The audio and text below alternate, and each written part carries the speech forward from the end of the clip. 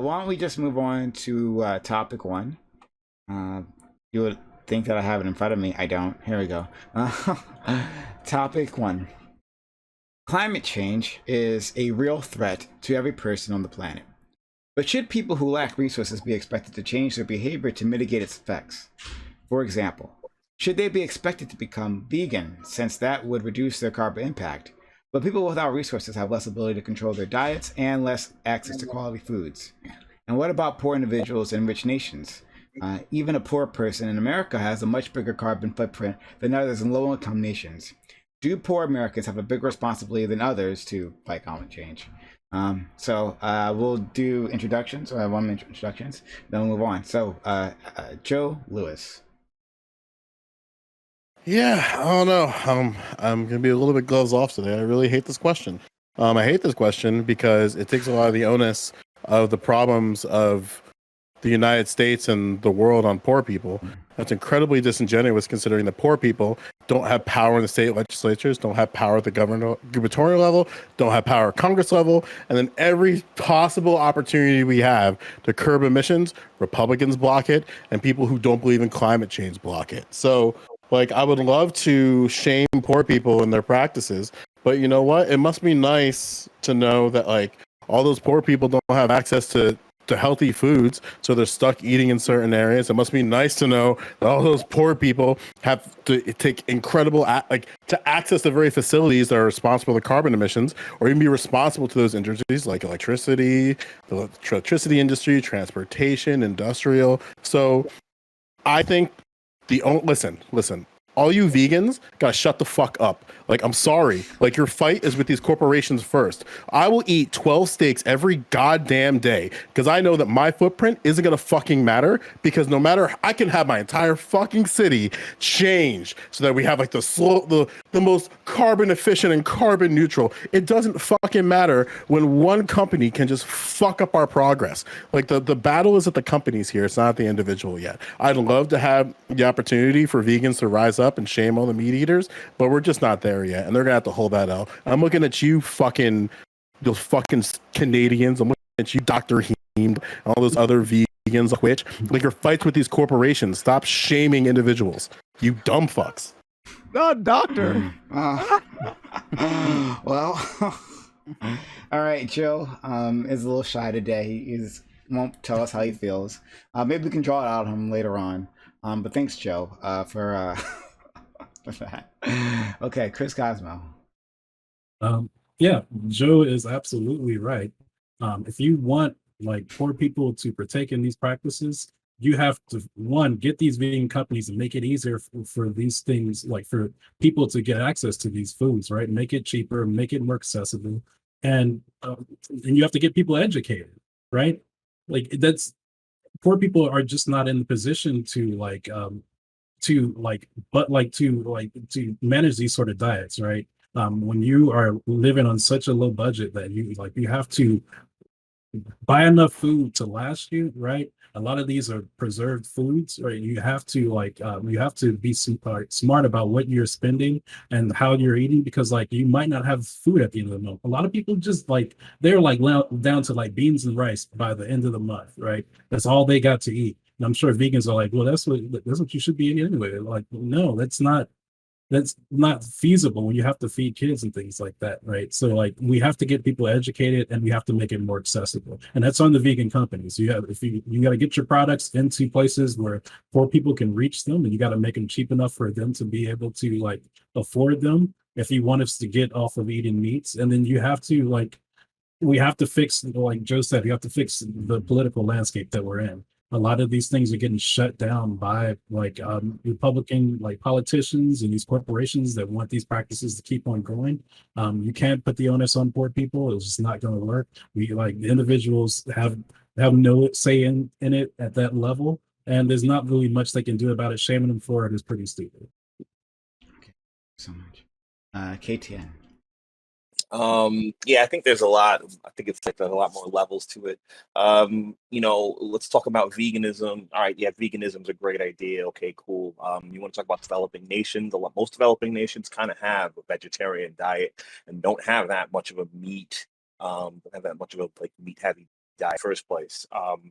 Most poor people in America, they are in food deserts, and they eat a lot of meat, obviously, but it's a low quality, factory farmed, et cetera, et cetera. It's cheap. I mean, the dollar menu is a great example of what poor people eat. No shame to poor people. I'm not down with that. Fast food's accessible, satiating foods. Food scientists know all about the satiating foods, what people want. Vegan food, not very satiating. Sorry to tell you. You could stick a whole bunch of, whatever it is, seitan in front of me, and I'm probably going to want to eat a burger after 10 pounds of seitan, whatever. But I mean, basically, what I'm really trying to get at is the American image of satisfying foods. I think that's a big deal. I mean, it's kind of going off topic, but as an American, you're kind of taught to eat till you're full. You're kind of taught to eat till you're satiated. The supersizing industry, getting bigger meal, getting a better discount on the bigger bucket of chicken, et cetera, et cetera. Like, yeah, these things to probably add to you know foot imprints, like carbon footprints, when it comes to factory farming of animals. um you know if you want to just leave it at food, that's what I'll leave it at. But there's a lot more issues about the poor people and people in the third world kind You of. sound a little quiet, just so you know. Okay, Yeah, cool. yeah, yeah. But There's a lot more issues about about poor people and people in developing nations rolling back their carbon footprint, and I think it's bigger than food. I think it has more to do with just like social psyches of social societies. You know what I mean? And the United States is kind of a big culprit to it, because we do love our consumption. You want poor people to spend money on stuff that has a higher carbon footprint, in my opinion. I could be wrong, but that is an issue. So, thank you so much. And we are going to expand the conversation beyond just like veganism. That was just the example that I came off the top of my head. But that doesn't have we don't have to focus just on that. But if we want to make fun of vegans, then I won't stop you. Okay, Gilly, please. So I believe both can be done at once. We can hold the corporations like responsible for this, but also the individual should have some level of responsibility. As for the poor in third world countries, I highly doubt that they even have enough food to get by day to day to actually cause like significant impact on like the global um climate change. But I feel like every individual should be like somewhat responsible to what they intake and what they do for their carbon footprint.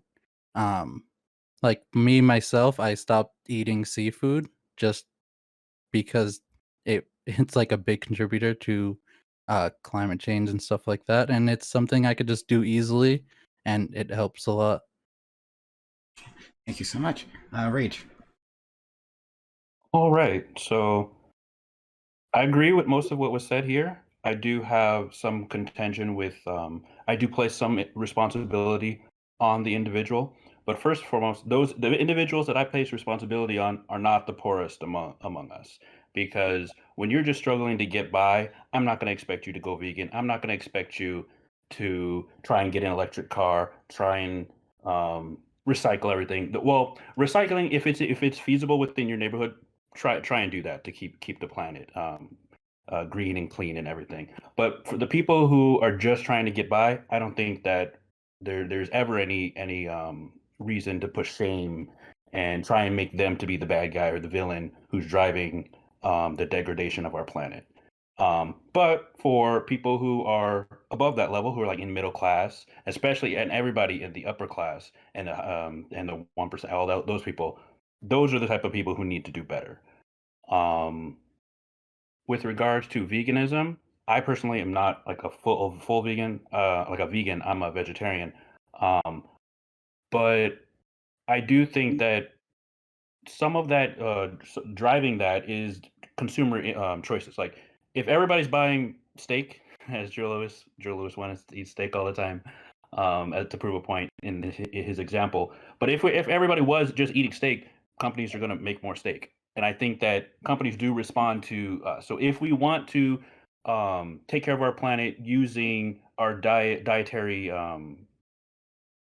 interactions, or I don't know a better word for it, then we do have an onus on ourselves to try and push companies to make the more green choices. But at the same time, um, inside the government, um, we need to fight against the people who want to keep producing all the oil that we don't need, or focusing on the fracking and natural gas that we don't need. Um, there is a huge amount of work that needs to be done in the political sphere.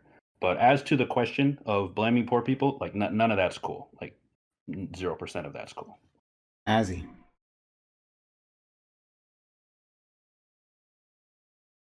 Azzy? If you're talking, we can't hear you. There we go. There you go. So like just learning in my basic chemistry class, college chemistry class, that climate change existed before humanity, and that it's like built to end, and we're just like gonna blame poor people for making the end come faster. Just don't. I find it very just like it's a distraction from like everyone's been saying, from big corporation. It's trying to push all the responsibility on the people who don't have enough. Like, it's very hard, number one, to stay vegan, especially if you don't have the means or the options. So to push a life circumstance onto people, or a life choices onto people who don't have the circumstances to uphold them, it's very disgusting. I'm not for it. Climate change is going to be here after we're gone. It doesn't really matter to me. I'm going to continue to eat fish, and I eat more vegetables and meat anyway. So, and it's not like everybody's going to start a garden in their backyard. Like, no one. It's not. It.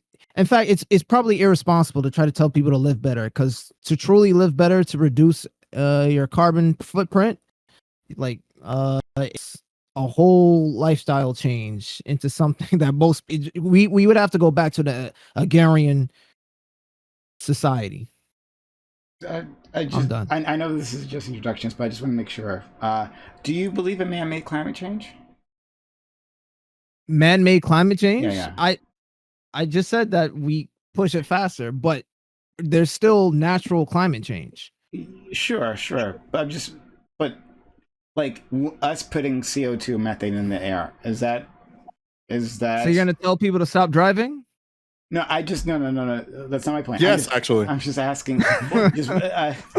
Ironically, yes. Oh boy. All right. So we'll get to it. We'll get to it later on. So, Pathos, do you think you worked it out? Not quite. Buddy. We heard you before. Yeah, we heard you before. Like, what happened? Maybe in your it's possible in your Discord settings. So, if I'm not sure how familiar you are with Discord, but there is a user settings, right? So if you on the lower left hand side of your screen, you should see a gear, right? A gear icon. Click that gear icon. Scroll down when you get to the next screen. Scroll down to the thing that says video and a voice and video, and then you'll have input device and output device, right? So input device will be your microphone. Huh? Now? There we go. Now? All right. Now we Yeah, got we it. did it. All right, sure. You know what? So, okay, real quick. First of all, brief introduction. I do web gaming, and this is always a problem when I get on a new problem. And I think it's because my new laptop, I have an issue with my audio driver. It's just really bad luck. I got a Yeti microphone. I got this whole setup, but none of it seems to work. I just should throw it in a dumpster. Anyway. Don't do that. Don't do that. I'm sure just a little help will make that happen. So, but yeah. So I'm glad you guys can hear me now. Quick introduction. Yeah, I do gaming. I'm on a channel where you can watch me do D&D. I'm working on getting my own channel set up where I can run Call of Cthulhu, Delta Green, all types of supernatural horror elements that aren't traditional. All right, on to our topic. Carbon emissions. So I was looking at some stats on this, right? And I know we're using veganism as our jump off point. Um, so the top producers of carbon emissions, number one is China at 14.32%. Now, it's important to know that the reason why China's carbon emissions are so high is really because of America's consumption. They are building stuff that we consume on a day-to-day basis. And then when you look at how carbon emissions break down across what's contributing the most, you have transportation, electricity, and then industry. So electricity and industry are pretty nebulous terms. So if the conversation is, what is the degree in which we all bear a responsibility to save this planet, then the biggest contributors of the problem should be the first to act. And I think this is kind of what everyone is saying in their own direct ways, but the people are literally the other invisible part of our whole society is all of the second and third world countries that are literally making our lives possible. And then to say to them, while you are trying to build your nation and your infrastructure, you are not allowed to. We are allowed to enjoy something as basic as the internet, which contributes to 2% of the carbon footprint on the planet. And we're not willing to dial back on the slightest luxury that we have, but tell them to dial back on their necessities. Makes us seem like the bad guys in the narrative. In 500 years, they're going to look back at our society when there's no more usable water and there's no more usable land and say, oh my God, everywhere is covered with iPhones and McDonald's plastic toys and there's no drinkable water. Why didn't the people who had the ability to make the change do it? Why did they put the burden on the people that were just trying to survive? Thank you So I much. think that is my point of view at this point in time. Thanks so much. Much appreciated. Okay. Yeah. So I'm glad you guys can hear me. oh yeah, no, you're all good. Thank you so That's much. a victory. Yeah. All right. So open to the panel. Yeah, I think that the thing that we have to recognize, and we all said it in different ways, right? Is that listen, we're fucking the planet. Period. No matter if you think it's gonna happen or regardless or not, we're fucking the planet. The problem is that as we unfuck the planet, it's not a matter of unfucking the planet just for the sake of ourselves. We have to unfuck the planet for the sake of all of us. So as Pathos acknowledged, like something as simple as removing the restrictions on R1 zoning so that communities can decide what businesses and other types of housing structures they have in their community is going to have an adverse effect on other markets. As an example, right? If we want to, if I diversify my community to have just consider like larger corporations like Walmart invalid, and there's no reason for them to have in our community. We have a local infrastructure for grocery that's going to have a ripple effect on the other communities around it. Because we got to understand, like one of the biggest problems here, which is unfortunate, is that we are, as American citizens, the dumbest fucks when it comes to looking towards our future. We don't look towards our future on the individual level. We don't look towards our future to the personal level, and we don't look to our future to the political level. And we look at these spans of like 2 to 4 years of our lives, when in reality, we have to be looking long term. That's why you hear people like Endernax say like, well, you should change your diet style now, buddy. Well, I'm not saying I'm not fat phobic. It's like, yeah, you are, you fucking asshole. So it's like, the problem here is that there are people who recognize that we have to take care of whether it be our body or the planet long term, but we're so bad at looking at the long term. Like creating a diversification of housing as an example, so that R1 zoning, and R1 is residential and 1 is the lowest level, and diversify that there aren't like land requirements for zoning, would be a huge impact for not only rural communities but urban communities, suburban rural hybrids, urban rural hybrids. When you have all the characteristics of a city but you're actually categorically a suburb, that will be a huge step. However, we have to acknowledge at the same time that this isn't something that you can just change and have it be a change overnight. These businesses and the ways that people practice has to change over time. So a change that we do now, we might not even see. Like my community might be able to change R1 zoning and I'll be fucking dead. And then my kids will be dead. And then finally we'll start seeing the negligible impacts. But that's the thing we sign up for. I'm sorry, guys. Like, we're not on this planet for that long. Like, we're gonna collectively, even if you take all of our time combined, life and death, will probably still not catch up to a single Chinese dynasty. So we got to understand that, like, our time here is finite. So we got to make sure it's better for the next person. But that's a little bit of my soliloquy for now. Okay. Go ahead, KTN. Yeah, I got something to say too. KTN and then Pathos. Okay. First of all, Joe Louis, I believe in life extension. They're going to keep my metal heart pumping forever. So I don't know what you're talking about. You got that metal heart healthcare though?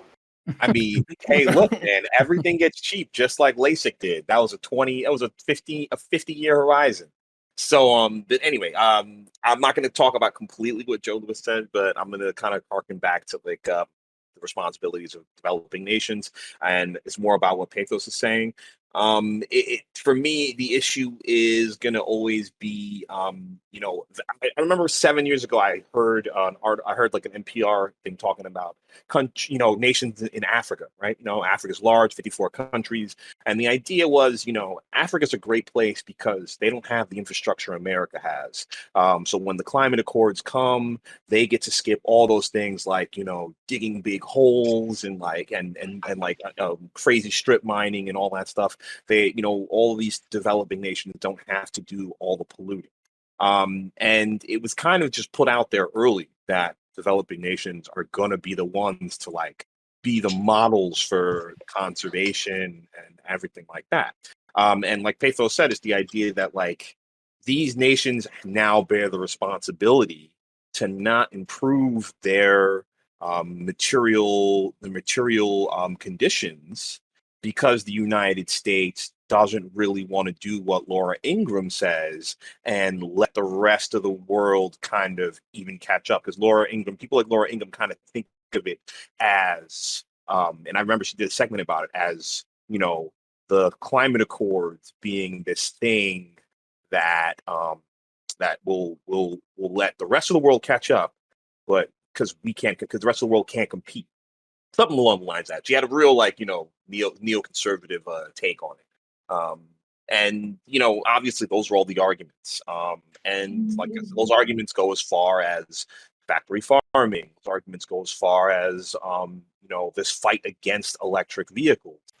Right now, conservative part of America is now trying to put tax on electric vehicles in the United States. So one of them, and not even a tax on electric vehicles, get the rebate, and then they want to put a tax on the road usage, even though the imprint is lower than a gas car. The new argument is to now that is kind of a luxury tax. There's only rich people can afford, not rich people, well-off people can afford electric cars, but also electric cars are getting cheaper. So now you're going to put a luxury tax on poor people who now are trying to get into the electric car field, the disincentive. So I think while we are trying our best to change things, people are actively putting disincentives in America from getting us to change. And it's very disheartening. And I think you're going to see more and more of that in the United States as people are trying their best to change their ways. You're going to see more and more roadblocks. So, okay. Oh, go ahead, Chris Cosmo. Oh, sorry, Pathos, then Chris. Okay. So my question to the group is, which luxury are you going to put on the altar to save the planet? I look into each of our rooms, and I see that we all have a spacious room. Right? We all have, well, relative to the rest of the population of the planet, relative to your size. Fair enough. Right? And then also we all have plastic headphones on. We all are enjoying the luxury of the planet's destruction. So which thing are we going to put on the altar to save the planet? And the unfortunate reality is that as Americans, we get to rest on our laurels and have this righteous point of view without actually really changing any of our behaviors in a significant, meaningful way. What I mean is, for example, and I'm guilty of this too, am I prepared to say to my community and risk the opportunity of like, hey, let's cut carbon emissions. And if that means that ambulances cannot get to the communities they need to because they run off of carbon fuels and they're literally Ford F-350s, a big L van, right? Am I willing to say I am going to put ambulances or public transportation or even my vehicles? I have two of them and I have a household of 4 people, right? Me and my family. Am I willing to put one of my vehicles on the line on the altar? So, what I'm trying to say is that what we are faced with is a situation in which the problem is also, in my opinion, the solution. The problem to the planet literally going into the next extinction event is capitalism and consumption. But also, it is capitalism that allows us to innovate and create these great ideas that can literally save the planet. So it's almost like we are treating the cancer with chemotherapy. Will the cancer kill us first, or will the chemotherapy kill us first? That's a metaphor. I know it's kind of a reach. What I'm saying is that we have things coming down the line of carbon scrubbers and things like that. But in order to develop this technology, it requires deep earth mining. To build electric cars, we have to mine that material out of where? Africa. The people that we are saying have the burden. So to drive our Teslas and our beautiful cars, we require deep mining of rare earth mineral sources. So as we are trying to find a solution, we are publicly and actively destroying the planet at the same time. And it's which one's going to hit us first, right? That's all. Thank you. Let's go to Chris, Azzy, then KTM. Yeah, Pathos, you were hitting directly on what I was going to bring up. What are you going to sacrifice? I started like really looking at how I go about life and how I consume things like about like 5 to 6, 7 years ago. Like I don't drive at all, right? I take public transportation everywhere, in spite of everybody telling me to like get a car, and I just don't do it. I haven't done it. And like the way I buy things now, like these headphones I bought, like like they have metal inlays, so like they don't break as easily. But I did that Right. because I'm tired of buying headphones because they always break, like always, right? So I'm trying to, and I try to live a minimalist life. I try not to buy too much. I get everything, despite my grief from it. I sold all of my physical like music and like physical media stuff, right? I'm Right. all digital and everything. Like there's a cost to that, yeah, using electricity for everything. But like I just stopped buying physical media.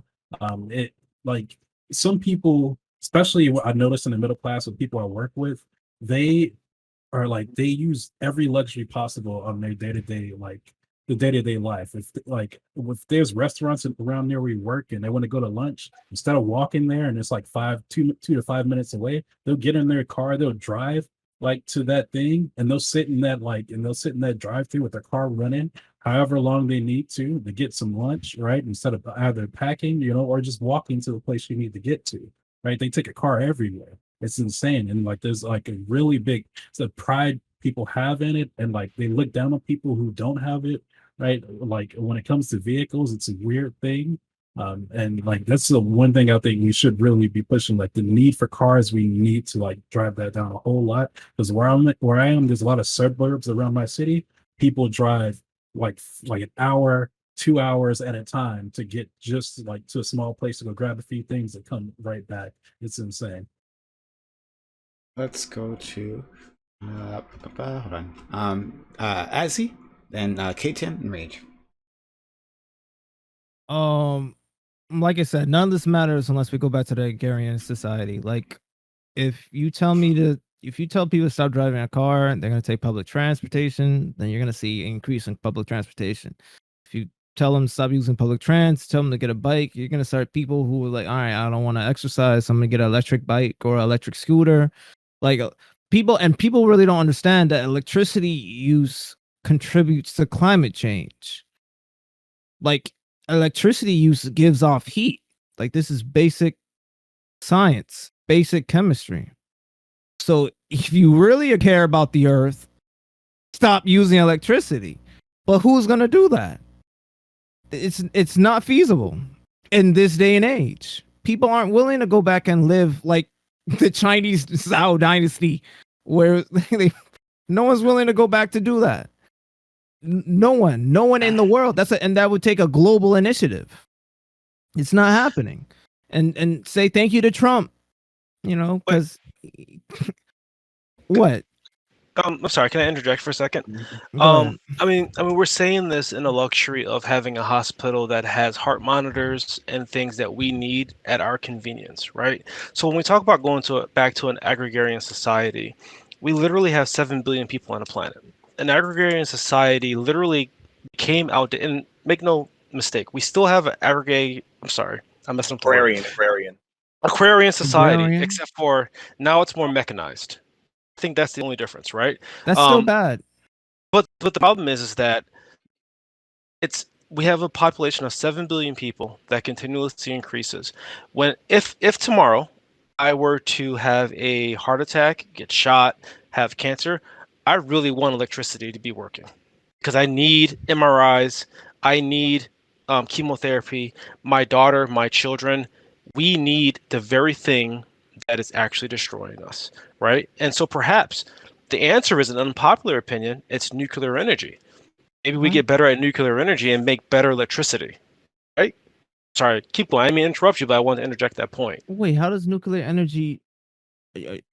Nuclear energy long term is way more efficient by far. You get the bigger bang for the buck. It's literally like 1 to like 1,000. Yeah. The biggest the biggest immediate drawback is going to be the fact that the United States has had a very righties, I'm talking to you directly, right? So we not righties, everybody really, right? I just want to shit on righties today. But we have we understand the dangers as Americans, what nuclear energy can do, right? I mean, like, cool, we got PS5s, but we nuked that country twice. But with that being said, like, there's plenty of data and plenty of research on how we can use nuclear energy in an efficient way. The problem being is going to be that as Americans, we ignore the power plants in our country. So the first step is going to be repairing the nuclear facilities and then harnessing the access of those nuclear facilities. And I'm going to make the argument on the Hill that this is an inevitability. Like, we have two options. We can either repair the nuclear facilities or just see nuclear disasters all over America in areas that make absolutely no sense. So you're just going to see, like, communities in Pennsylvania die. You're going to see communities in New Jersey die. Florida die. California die. And it's like, I'd rather invest the funds to improve the nuclear plants that are there so that they're fully functional and then use that energy for good rather than sit there long term and wait till individuals die. But to answer the question, yes, nuclear power is more efficient, as we saw in Texas when they tried to go through wind and say, like, well, wind's cheaper. Like, wind is cheaper, but you also have to grease those windmills. So if you're dealing with a climate crisis and they freeze, you're not going to be like, well, now you see what happened. We didn't even have windmills in Texas. And, like, it's like, no, you dumb fucks. You were supposed to have things with the windmills, and now you're upset that you're fucked over because of a little bit of ice. Like, come on now. Like, no, but what's grease made out of, though? No, but nuclear, exactly. But nuclear, that even using nuclear energy is kind of dumb because we don't have the right technology to when you create a nuclear we put fission, a nigga in space, Azzy. We literally put a white boy in space, and then he came back and thanked his workers. Azzy's love to start There's wearing, also wearing sandals all day. It's like, do you guys know what plutonium is? Hold on. If we have the resources to put a white rich fuck in space on his own accord, we can figure it out. We're not going to make a plutonium nuclear reactor. What about That's not we don't use plutonium for that. No, so, you don't. We don't use it. It's. I want to make sure I'm right, but I'm pretty sure it's uranium. A chemical that's produced. It's not uranium. What is the chemical that is produced after you create a nuclear fission or waste? Well, hold on, real quick. There's a really good like, I watched this. So there's a really good explanation of all this, how it all breaks down. And basically, there's a percentage of nuclear waste that we have a really hard time with. And that's a real point that you're making. And I think it breaks down to about 25% of the nuclear waste has a 12,000 year half-life cycle on its radioactivity. And we have a solution that's for 250 years. And so earlier in the topic, we talked about long-term thinking. And that's not in the United States problem. That's a human being problem. Humans have a hard time understanding scale and numbers. We talk about cosmos, talk about billions, humans get confused.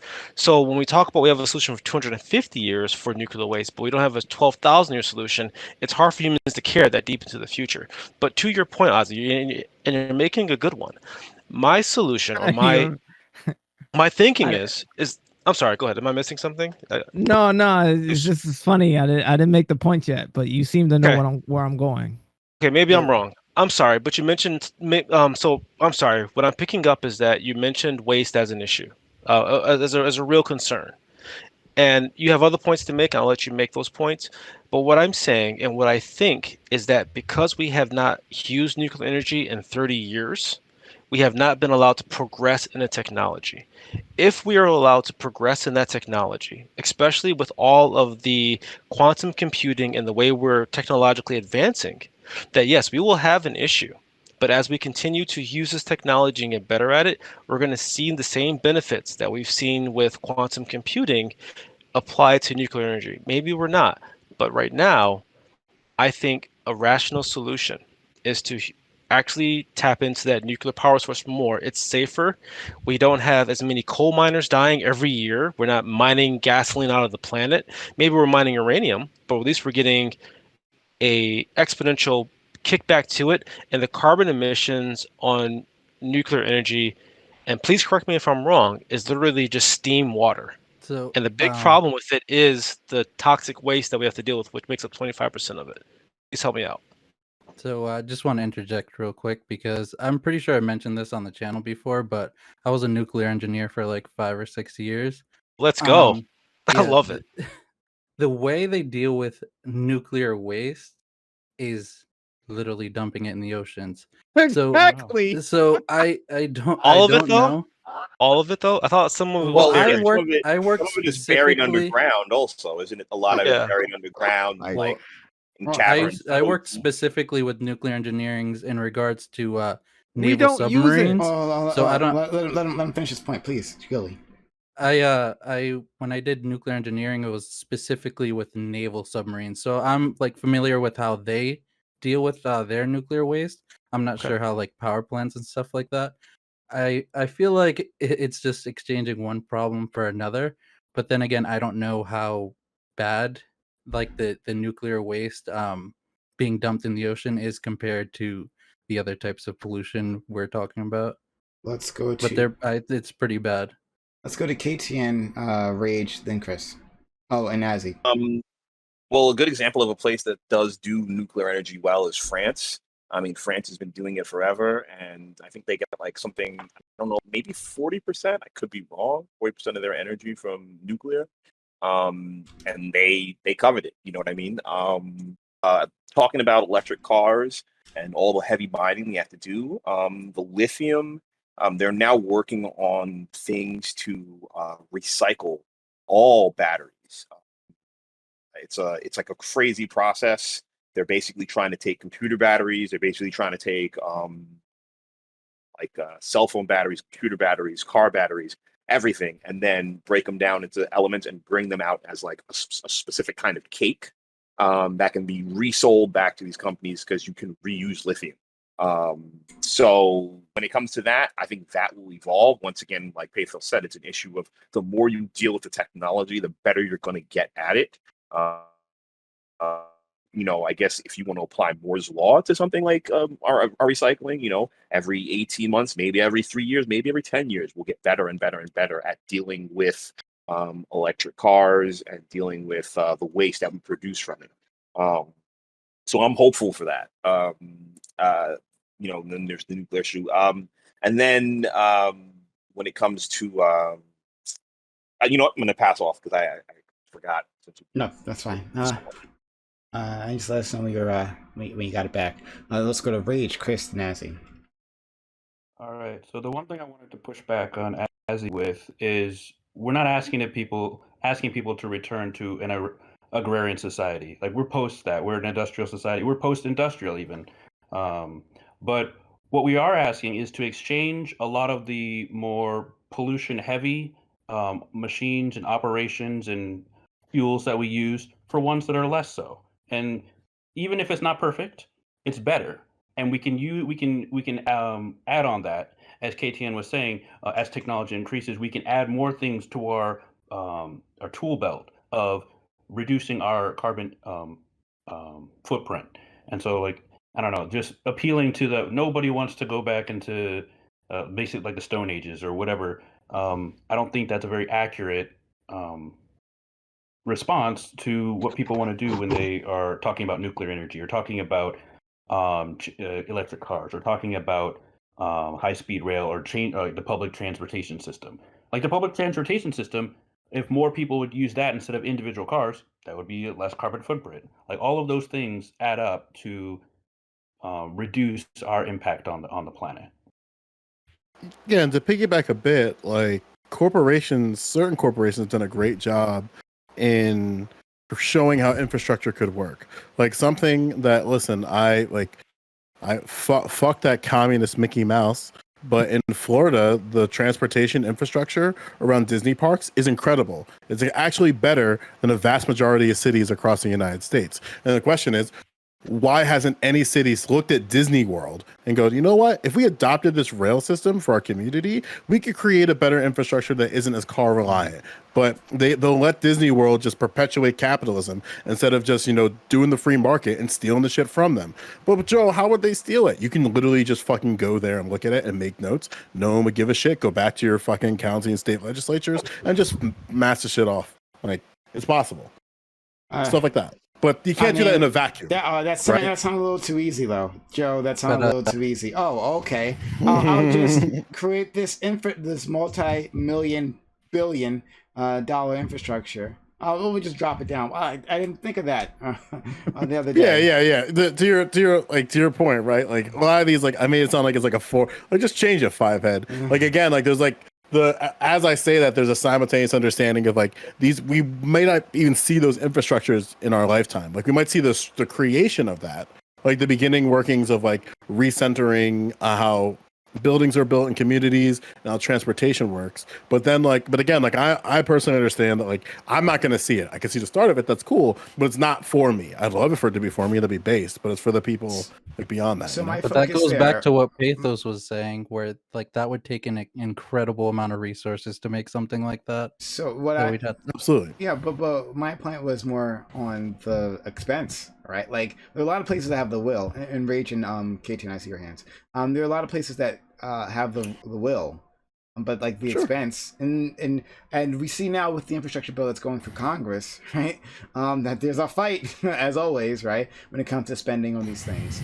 So I would say, and then I'll yield my time. The right rhetorically is really good at letting Americans feel like they're not getting fucked in the asshole. I wish I could figure that out. I wish I could figure out how I could fuck someone in the asshole and make it feel like a Q-tip when it's actually a watermelon. Because Republicans have done that rhetorically. So in the macro, right, is that and it's a little hyperbolic there. But my point there is that like they'll fight things and lie to their members of like, hey, this actually is a policy that could help you in the long term. But then they word it in a way and making it like a government expenditure issue or something like that. Like the same thing with welfare. Like we just want to pay people to be on welfare forever. Well, maybe we should create a system that incentivizes people to get off the very system they're on in the first place. Like instead of having to deal with the consequences of having the cost for it over and over and over. So like my bold claim would be I would rather spend the money knowing that I'll never have to spend it again, generally speaking, than have to spend for the constant repair and re-upping of things. But that's like a more broader thought. Let's go to Rage to finish your thoughts, right? If you had, and then we'll go to KTN, who was remembered his thoughts, and then we'll go to Chris and Pathos. Okay, just to Nazi. On one point of like right-leaning people, I don't want to go to war with China because that would be terrible. War is terrible. Military expenditures should go down, not up. But a lot of those right-leaning people, they have this whole thing of, oh, America's the best. America's not the best in a lot of things. But if we could capitalize on that and say, hey, if you want to be the best, we need to we need to increase our infrastructure. We need to America can be the best. Like we have so much wealth, we have so much power. We could do that. We just have to channel that. I don't really want to get into the conversation of why things are so polarized, but if we could focus their like appeal to them for policies that help everybody, I think that would be a good thing. K-San. To go to Rage comment, a ton of Americans don't leave the country and don't see that other countries have better stuff. So that's one thing. You try to tell the average conservative, yo, this country has XYD, they'll be like, I'm not going there. You know what I mean? They don't want to go there, or they don't believe it, or they just Americans are like, I'm going to travel from Florida to Texas, and from Texas to Michigan. We've got everything here. We've got mountains, we've got deserts, so why the fuck am I going to leave this big continent? I don't care about anything else. So when you tell somebody America is better, if you tell somebody there's better stuff in other countries, they'll be like, I don't believe you, and fuck you anyway. The next thing I was going to say is there are already people out here in the world trying to sacrifice for things. Like, I'm a mover, and one thing I have noticed, a lot of people I know in New York City, they buy used furniture because a lot of people are sick of buying shitty new furniture, which is kind of crazy. I move a lot of IKEA stuff, a lot of IKEA bed frames, a lot of IKEA dressers, and I will see one built for a customer, and then 2 years later, that IKEA furniture will be outside on the street, will be crushed, thrown in the trash. They're not meant to be moved. They fall apart quickly, all types of whack things. So a lot of people are investing in older, more antique furniture that has stood the test of time. People will get their furniture refinished. People will even go for custom pieces. We were talking earlier about buying something with quality. I think Americans need to go back to the idea that we buy something quality once, and we need to design things with quality once, because we are part of the Dixie Cup. They call it, I guess, the Dixie Cup generation, or the Dixie Cup. There was a term for it, and it's part of the planned obsolescence. It's the idea that the American society wants you to continue to buy things. I mean, COVID is a great example of what happens when a world stops buying stuff. You know what I mean? Right now, as soon as we stopped buying multiple things and people started saving money, there were people on television actually saying, people are saving money. This is a bad thing. Now imagine that in a world where people are going broke, trying to run the hamster wheel, that when we aren't spending any money or buying any new stuff, they're complaining that we're not buying any new stuff. Now, there's a big major problem where the idea is to consume, consume, consume. Get rid of your old shit, get some new shit, because there's a new color, there's an upgrade. I remember when Beats came out, there was one pair of Beats, and there's a pair of Beats every year. Why do they not just have the same? I understand they upgrade the Beats, obviously, but with our cell phones, with our computers, sometimes they'll have technology 2, 3, 4, 5 years out, and they will hold that technology to make you buy the next version.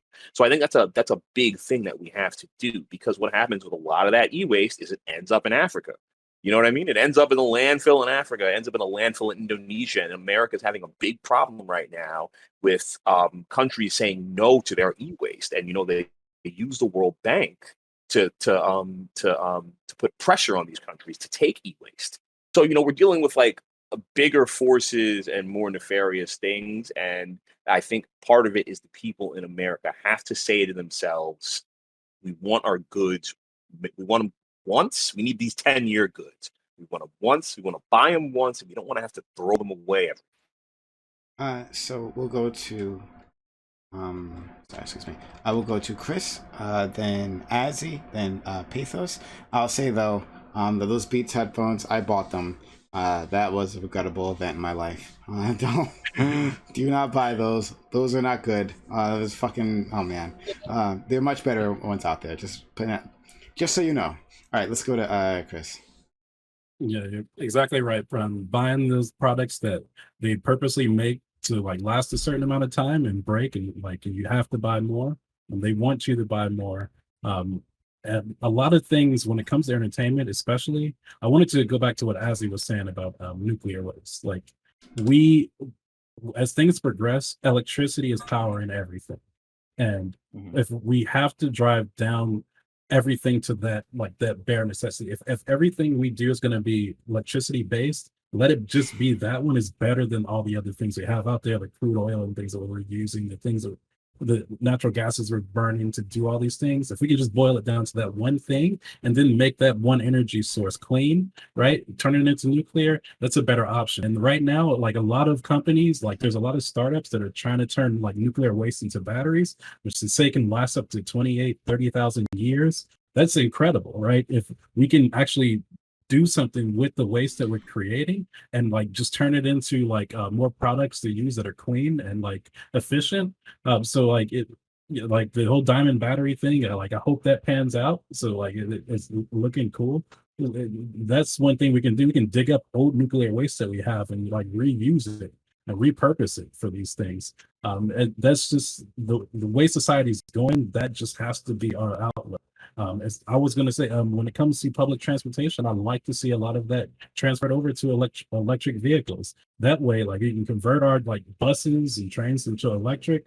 If we can like get like if we have nuclear facilities that are like efficient and useful, then that leaves these transportation companies not having to rely on like a lot of like gas and things like that to power the vehicles. It's much cheaper, and so like it works for everybody. We can build towards that and get to a better space.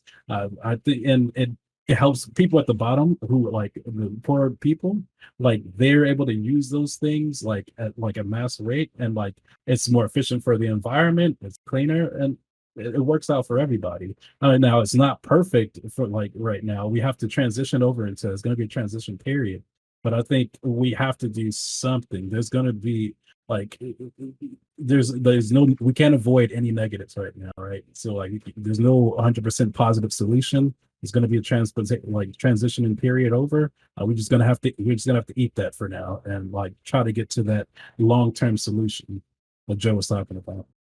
Azzy. These takes are dumb. That's what I want to say. And I'm never ceding my time again because these takes are dumb.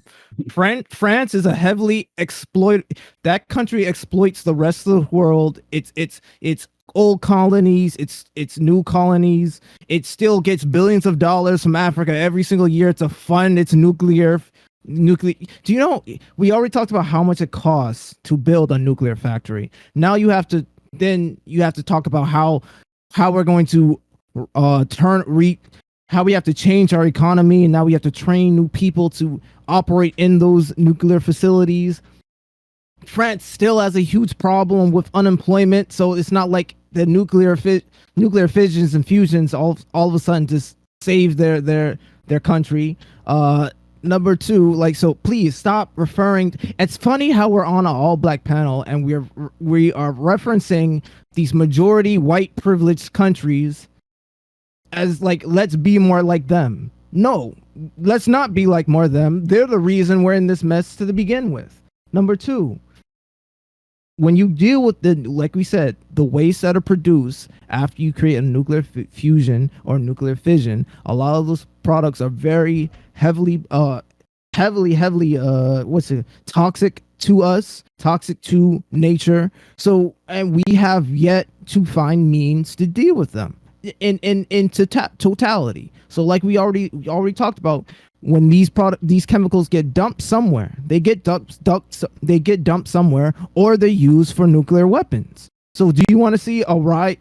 I guarantee you, by the way humans operate, we see a rise in nuclear facilities. You'll see a rise in nuclear weapons. It's going to happen. We do not all countries do not operate on the same. I'm not sure how you're making that correlation, to be honest with you. I'm sorry, I had to interject there. Because what do you use plutonium for? Well, I think the assumption you're making is that when people it's actually uranium, and people enrich uranium, you also use plutonium for it too. Sure. And okay, so whether it be uranium or plutonium, you're assuming that people will naturally want to weaponize themselves with that thing. We already that's are. an assumption. Okay, and I'll let you finish. I'm sorry. Keep going. I don't want to interrupt you. Keep going. It's not an assumption. We already are weaponizing it. In fact, North Korea tests a new weapon every once in a while. Like, you see videos of them testing their weapons all the time. It's not like it's some weird occurrence. Oh, it's happening. North Korea is It's That's a not different so. conversation. But we'll It's talk. not a different conversation, man. I see the correlation, and then like I Yeah, said, you're not wrong. You're not wrong. we're gonna use nuclear fission to start powering our Teslas, our electric vehicles. I already said the use of electricity produces heat, and you use more electricity if your electricity if you So, produce Ozzy, more electricity, the heat is going to go up. what are It's you still going to throw on the warm the altar to save the environment. world? What are you going to throw on the You would altar to have save the to world? reduce your energy production. You would That have literally to means reduce your killing energy. off. That literally means killing off human beings. That's gonna It's the happen. ultimate conclusion. It's gonna happen regardless. So- We're gonna die if we continue to Damn. use it. It's gonna happen regardless. Okay. Like Which- that's the which- real. That's the reality of this Yeah, conversation. no. This is why I and really you're right. don't. You're right, but And the it was question happening is, before we even existed. Exactly. Like, what Are do you we think competing happened? Right. for the are competing for the Prime's Legendary Award right now? What the that's fuck what is I'm going wondering on? too. Like, As he is Thanos pilled. So No, I'm not. uh, This is. I just find like when we have these discussions, it's just like when I say return to an agrarian society, it's not that. It's not that far fetched. For there's plenty of countries that we exploit So, that what still you're- operate. what you're okay. So what you're I got- so what you're saying is that you're not only returning to an agrarian society, but you're actually saying we're going to shift our whole paradigm of how we express our interaction with the planet from our current position into how people did it 10,000 years ago. And what you're actually asking human beings We were to a do. agrarian society in the 1850. What do you? It's Okay, not like it was sure. thousands of years ago. Okay, when so I like to see your garden, your farm that you can produce for I your got one in the community. backyard. How many people do you feed with it? I feed the neighbors and me. How much Which water is do you what- use to do it? How much water do you use to do that? Rains. It rains. It rains. You don't ever water, so during a drought, you don't I ever barely water. I'm not the best gardener, but the rain comes with Okay, the so- seasons, and I live off the seasons, and I my understand what you're plants saying. grow. So I actually have a Like garden too. I've been gardening for the last 10 farmers years. And do. I actually need to I can look at my water bill and my water consumption during the summer months. I'm in Michigan, and I can look at when I'm trying to grow tomatoes, beans, and basic food that doesn't even sustain my family. And literally my water consumption doubles for trying to grow food just for my family of 4. So I don't disagree with what you're saying, but what I think, and I'm sorry, I'm not letting other people talk. I'll wait till my turn. No, it's fine. Go ahead. I You have- finish your point. You're Yeah. good. It's you're good. fine. Yeah. Okay. I just want to make sure everyone gets to Well, he's having equal a turn. back and forth with you, so go ahead. We Yeah, fight so- like gentlemen. Yeah, okay, great. So we all have like our little fencing swords and our muskets, and we take 10 paces. Okay, I'm gonna get my. So- Some people got Really? guns like B-more. Where's my medieval times axe? right. Where's my medieval So- times axe? But what I'm saying is that what you're saying isn't wrong, right? But what we need to do is acknowledge what we need to put on the altar to achieve that goal. But the point that I'm trying to make that's most important is that this planet, literally planet Earth, is to be around for 4.53 billion years if you look at science and all the science we have to determine the age of Earth. Human beings, 6 million years, and our current form as Homo sapiens, even less time. So really the question we're asking is, how long do we want Homo sapiens to exist on this planet? Because even if we do climate change and the planet turns to a Venus-like atmosphere, it's still going to be here. And then eventually the sun's going to turn to a medium-sized dwarf and consume the whole solar system. So eventually, earlier in the conversation, we talked about the inevitable end that we're all going to reach. So really the question is, how long do we want to prolong human existence? And what are we willing to do to make human existence be prolonged? And then, what is the sacrifice we're willing to make? So it's a Thanos question, but Thanos had dumb reasoning. I can go into all about how he's wrong about his perception. You could have And then just doubled the secondly, amount of resources we had. yeah, or triple it, or quadruple it, Yeah. or made it an infinity. He put food in And our then- bellies and we had clear skies. Then we can start by not shitting in clean water. That would be pretty good. And I then, personally agree. Absolutely. There's all types of waterless plumbing systems we can use. But what I really want to point to is that the generation that we're coming up are going to also, it's like playing Dark Souls, where the game only gets harder, but you get better gear to beat the game with, but it doesn't get any easier. And that's literally what we're giving the next generation. As our Monsters children get bigger. Exactly. As our children continue to grow, they will have they will have a different preference. They will more likely work from home. They will more likely utilize technology to get the things that they want to get done. I Right? think my question is, how do you make people like give a fuck? Like I am like the worst. So, Well, I'm Gilly, trying to be better, but I'm like the worst consumer. Like how do I you fucking make consume people everything. how do you make people take action? That's the next thing. We can all give a fuck. We can all care till our hearts are or till we're crying every night and night, right? You can't But make how do you people actually do make people take anything. action? You can't. Exactly. So what Like are you in willing my to exchange? in my day-to-day life, when I'm going to work, coming home, like the last thing on my like mind is like, oh, I need to do this and this to save the planet. Like Exactly. how do you spark people into Exactly. action to actually be able Exactly. to be like, okay, I need to take actions in my day-to-day life, because people are only thinking about their lifespan and the limited amount What of time that they have to do things. exactly right. And I It's think easy. What America doesn't freedom? help because we care a lot about like Well, the individual instead of what the f- collective. what freedom or what liberty are you willing to put on the altar to save the planet? And that's what this conversation breaks down to, in my opinion. Let's go Based. to Doomer pilled, yes. let's go to What? Chris and then Oh, KTN. I guess I'm gonna say. What we should do, inspiring people to take action is going to be hard as hell. So, like, I think the alternative is to put people in a position to actually be doing these things without them even noticing or even like having to pay attention to it. Right? You change the landscape people operate in.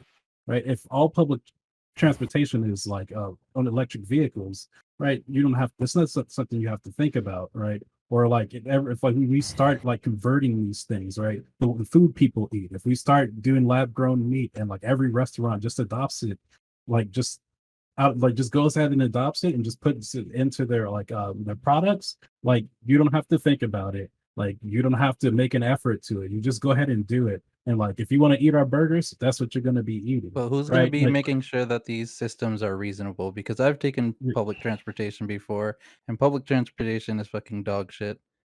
that's In America, You know, not in Japan. in America, Not Japan. in other America, but places, not all the time. yeah. Like right? Like yeah, people I make think. Sorry. No, stop. no, Which countries is public transportation good? Okay. China. hold on, next, hold on. The UK, the UK, The Japan, UK exploits Hong Kong, Africa. Hong Kong. I mean, Which country these that are all the doesn't places I've exploit been to, another and I'm country? telling you, they have Every country right now is.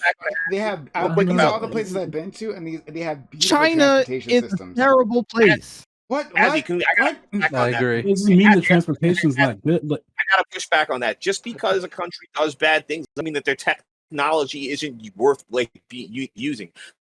Whole China idea uses that, like, facial just recognition to change your social. That's a separate issue. You're basically saying that, like, oh, okay, because this country does X, Y, and Z bad doesn't mean that like the other country won't use it for good. And then on top of it too, it's the idea there's kind of like you're kind of patronizing black people, African countries, like poor people, by saying that just because someone else bad used it doesn't mean that you can't use it. You know what I mean? Technology is technology. Technology can be used for good. You know what I mean? By good people. But for you to just say that, like, it's almost the same thing as being like, well, you know, like we shouldn't let like poor countries have nice things because, you know, What are you talking about? no, I mean, look. I'm basically telling you that just because technology was used by bad people doesn't mean that we should stop using technology. Yeah, you know what? The gun was used by the British to fucking bomb China. Obviously, we don't want guns. I mean, gunpowder. I mean, but like, you know, we're not having a moratorium worldwide on fucking guns. People are still using them. You know what I mean? So it's like, what do you want to do? Like, you want to say that just because technology was used badly, that everyone should be banned from it? No, we're talking about climate change, and I'm saying literally their use of technology is contributing to We're talking about nuclear. climate change. You're talking about nuclear energy, and then you're like, "Well, France exploits Africa." Yeah, I get it. France exploits Africa. If you know how else France exploits Africa, you know how else France exploits Africa? I know how else France exploits Africa. French dollar, by using the French dollar and making sure that Africa can't use any of their own money. That's even worse than nuclear war. That's even worse than nuclear, because that means all these African countries can't do shit for themselves without going through France. Then what are you going to do? Stop using fucking money? I think he's doubting that these countries do these things well. I don't think he's They saying that they don't shouldn't do do them them. well. They're allowed to Doesn't matter do that- well. Like I it doesn't said, matter. France imports more than it exports. It is a leech America on the imports global more than- economy. Well, Yes, America is a leech on the global economy. to build I upon understand that. Okay, so I have a question around the France question, right? So For you to throw away all of the good technology we have in the world just because some bad nefarious person is using it. Well, we're fucking on Jeff Bezos' platform. They're Are we able gonna to use it stop because this whole they conversation? exploit us. Full conversation because we're on Jeff Bezos' platform. He's a fucking Lex Luthor. What the fuck are you he's talking divorced. He's not even getting any pussy. We get more pussy than him. I'm sure he is. I'm sure you He's don't. just not I'm sure married. no one here I'm gonna does. always back on the idea that like Prime, just bring us back down. We are Yeah. off topic. Yeah. No, but I guess like to I the point of okay. oh, So sorry. you want no? You finish your point, Joe. There was another place I wanted to take this. You all taken it as a completely different area that I had tended to take it, which is fine. But I want to try to take it somewhere else. Go ahead, Joe. First. Yeah, it's crazy to me how Rob Norris never run into Azzy and he thinks I'm a nationalist. Jesus. Talk to Rob. So take France, right? Yeah, everybody, that joke's funny. I'm proud of that joke. So take France, right? So France has a much more diverse housing market than in the United States. So they allow different structures of housing able to coexist with each other. So they have flats right next to single family, right next to multifamily, right next to different types of business classifications, and they allow their infrastructure in such a way so that you can kind of build whatever you want. Giant asterisk, 30 pages of fine print. I think if we adopted a system that allowed like land use the way that France does, I think it's a totally justifiable thing. But I can still acknowledge at the same time that France is like fucked Africa. You know what I'm saying? Like we can still adopt what other countries may do, and if we're America, I think we can probably approve upon it. Because like we have a much I want to say something careful. Like we have a much more freer market that could exist in housing if we allowed people to choose how much land they want to have for their lot and what they could build on that lot itself. Like it would be amazing if you wanted to make a small business and you wanted to use a portion of your land for that business. Like especially if you like have like a yard, you don't use your yard for that, but you want to make your garage to your driveway your business, you could do that. But I who's think going to that'd be be- able to afford this? Well, there's a lot of ways that you can afford this, right? Like if you want to open a business in certain states, it could be as cheap as $100 or as expensive as over $2,000 to $3,000. Like I think one of the things that we have to do at the same time is make access to these things and these resources easier so that people can enter into the economy if they want to. They can enter into services that they want to. When it comes to housing, right? Like there are hundreds, if not millions, of houses in the United States where you're paying more for land than the house itself. And then it's like, okay, well, we need this much land in order for you to build this lot. But that's kind of a self-fulfilling prophecy where like, okay, if you build your housing in such a way where the land is more expensive than the housing itself, you're creating a system where only a particular group of people who could buy houses could get that. I don't think that's okay. Yeah, it's okay, but the funding for it is just we don't have a sustainable. We won't be able to sustain it with what we. I don't foresee us being able to sustain it in a equitable way, in a global equitable way. Which is why I'm saying when I look to the countries who we look to all the time to say, hey, they're doing this, they do not operate in a global, equitable economical way.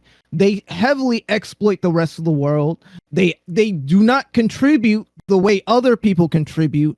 In fact, the unemployment in France is still extremely high despite all their prosperity. And then the jobs that a lot of the jobs we are a heavy outsourced economy. Absolutely. So Americans won't be getting a lot of these jobs. Well, it Unfortunately. depends on what each community's economy is run by, right? So, like as an example, from my township, we're run by medical doctors and lawyers. Those are the top two. Their average commute is over 15 minutes, but there isn't a single firm for these lawyers or doctors to practice in my area. Like they all, but the thing is, something that they do now is that they practice business through their homes, to do consulting through their homes. So something that we might see in my area specifically is a decrease in the average commute, because now, because of COVID, they realize like, hey, I don't have to drive 40 minutes to an hour to my law firm if my law firm can just do things remotely. Now, granted, there's other costs to that, right? But that's one way of acknowledging, What like, are hey, those costs? the costs would be the cost of electricity, the cost of internet generation. However, the cost you would have to make the claim that the cost of electricity and the cost of electricity and internet infrastructure would be cheaper, if not equal, than the cost of having to still internet infrastructure and energy, but now you have to drive to that internet infrastructure and energy. Do you know what I'm saying? It's an easy equation. The amount of people staying home that a significant increase in electricity production and electricity emission would then level off with our CO2 production with the amount of driving we do. So I guess the question I ask then is like, okay, if you have a law firm, I'm just using it in the law world, right? So hold on real quick. Yeah. Go for All it. right, I just want to interject. To Ozzy's point, so electricity makes up 25% of the carbon footprint, whereas transportation makes up 29.4% of the carbon footprint. So are you saying that you did the numbers? You know what's gonna if you see a know the numbers. rise in energy, Bro, you just I said am not 29%. That's a 4% difference. okay, but what I'm thinking is that if we go to what I think you're espousing, we're just going to shift that 4% difference to electricity consumption because everyone will be at Exactly home. what we're doing now, which is happening now. You're So seeing let me give a hypothetical that would make sense. Like, okay, let's say please. we all work for a law firm. Currently, we are working out of a building that we all have to, on average, drive 45 minutes to every day, and we work 5 days a week. All of us. I'm with you. Keep going. Would you rather have a system where we all work from home 5 days a week, or a system where we would work 5 days a week and commute to that business? So I'm going to speak to that answer because I personally made an employment decision that allowed me to work from home. Period. So to your answer, to your question, the rest of the group can answer how they want to, but to your question, I would prefer to work at home all day, every day. No question. Right. Yeah. So yeah, because y'all Americans are lazy and they don't want to travel. They No. Home. Hold on, false. Take a bike to the law hold firm. on, Ozzy. Walk to your law I'm saying our average commute is over also not 40 just the gasoline. You have to think you about. can ride a bike for You have to 30 think minutes to my your decision- I was my considering decision- riding a manual bike to my Ozzy, workplace. It's not Every just the day. gasoline. Your You have to- position that Americans are lazy and that's why we decided to work from home is completely an ad hominem attack. My decision to work from home had nothing to do with me being lazy. It actually had to do with a work-life balance in terms of how I spend my time. You're lazy, man, but no. But I'm saying, but just generally speaking, right? Like if you're gonna make that that proclamation, it's quite a broad. It's a strong statement to make because everyone's also trying to balance these other factors in their life beyond the commute to their job. I'm sorry. Go ahead. Also, a huge thing is like oil too, not just gas. Like if you're driving, you have to change your oil. That's super bad for the environment. Like you have to do like car maintenance and like there's a bunch of other things that go into it other than like carbon emissions. But heating your home also takes. There's a lot of use for. So my home is heated whether I'm here or not. What type of oil are we talking about? Just because I have family who work in energy. So what type of I oil? guess the point that I'm trying to make is that I'm very curious to see businesses, like what the data looks like for businesses who have chose to go an all virtual model, right? So like you free up the space for individuals who actually need that space for their jobs within their communities. If we understand that, listen, hot take, if you're driving 40 minutes or even biking 40 minutes to get somewhere, that's not your community, that's somebody else's that you're infiltrating just for your commerce. But at the same time, acknowledge that, like, okay, what are the stats of like the energy emissions and the costs now that we offset it away from even the businesses still might be spending for all of us to pay for internet or what have you, but that might even be cheaper that might even be cheaper. I don't know because we haven't really tried that yet. So it's Right. but now we have if I'm looking at the silver linings of COVID, the hope is that businesses are going to take an objective look of like, do we have to have our team of 50 that already communicates through computers and to You know do what it they anyway? do? They Amen. fire people because okay. they realize because I can like, which is literally happening now through COVID, that they realize that because now that Yeah. everybody went to a remote model, they realize that they don't need the amount of people that they already have on staff. So they said, you That's know what? literally the either redu- opposite of what's That's going the- on in the I don't economy right that's now. not Yeah, actually- that's So the let's- opposite. No, hold on. no. I understand Ozzy's It concern, literally right? is happening in a lot of If- engineering places right now. Like they're literally finding out that they don't need as many engineers as they actually have. They don't need to pay as many engineers as they actually need to because a lot of them can work from home or so. Just Right. the total I agree change. with you there. So for why sure. I know we have this push to move forward or just like instead of going right, we can go left. I'm saying take a few steps back in certain places and we'll still be able to move forward by just looking to what we did in the past. Like, Yeah, Agree which I with don't, you. which like, I don't Let's have think a quick people question disagree. about the hypothetical. no, Um, Patho said I wasn't able to feed my family through my garden. And I'm literally saying if majority of the people in your community was a gardener, which is my This doesn't- community, a lot of people are. So- we literally share speak- Hold food. on, I want That's only- to give Chris a chance. Chris, KTN, then Pathos. First of all, that only works if you're in a place where water is easily accessible, which in America, there's some places where that's definitely not the case, right? Flint. That's out of the question for a lot of communities, just self gardening. I don't like these solutions that you like. Let's just go back to the 1850s. Let's go cart and buggy era, like horse and buggy, like Off-grid. Martin, this is- listen, Like, grow some yeah. carrots and have your Tesla. Fine, go ahead. but like this, they're just not feasible in some communities. In my community, I'm right on a river, a fresh water, like a river. Like there's plenty of water here, right? It's easy. Like on the west side of the country, that is not. There's like there's entire states. The water is not easily accessible. They're running out of it, right? So like that's just not like, and we on this side are just not going to be able to like No, every they're running individual- out of groundwater. They're not running out. They're running out of groundwater because it's not being reproduced fast enough. It's not that they're running out of water. It's just that they're using it too California much. is using the Hoover Dam, and they're literally running out of the water from the Hoover Dam. Nevada uses the Hoover Dam. They're running out of water from the Hoover Dam. The reservoirs on the west coast of America are literally using Colorado's water. So why are they using up? So the question is, why are they using so much water? Because those The numbers. are essentially built on deserts. Sorry to tell you, they're essentially built on deserts. Wait, in this LA hypothetical, are we getting rid of the cars? I would mean, love that. I would It's an love option that. for sure. But Hold Joe on, wait. says we. I don't want to Joe live in a would call us- society where I can't call an ambulance to pick up someone dying. Right. Sorry, Just- I don't. Oh, come The on, question man. is, Like, the you're not question gonna get rid of is- ambulances. In No, fact, no, if but- you reduced car usage, ambulances will be able to get to people faster. Correct. But that's the thing. Like we have to weigh out, okay, like what are the certain industries and certain professions are going to need vehicles for transportation. Well, at the But same how do we time, get rid of the cars? how do we get rid of the car? drive Damn, down the true. need for them. Get a bike. Boaz Well, bikes. you Boaz the- bikes. Do we You recycle get them? What do we rid of the do? people. Thanos was right. This is why I've been saying the entire time. Go ahead. Joe Lewis, please. dog.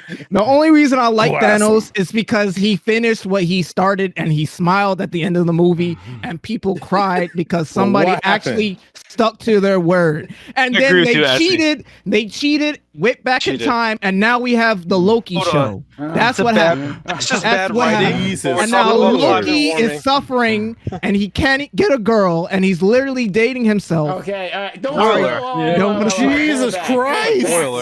Spoiler. Shit, dude. Anyway, Joe, I don't finish care. your- Joe, finish your point. Y'all then can we hate gotta go me. to KTN.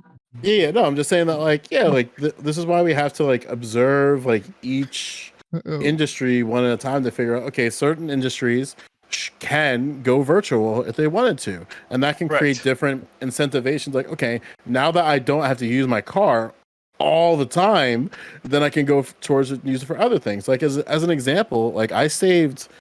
It's gonna sound like a meme. I saved like hundreds, if not thousands, of dollars just like moving to where I teach.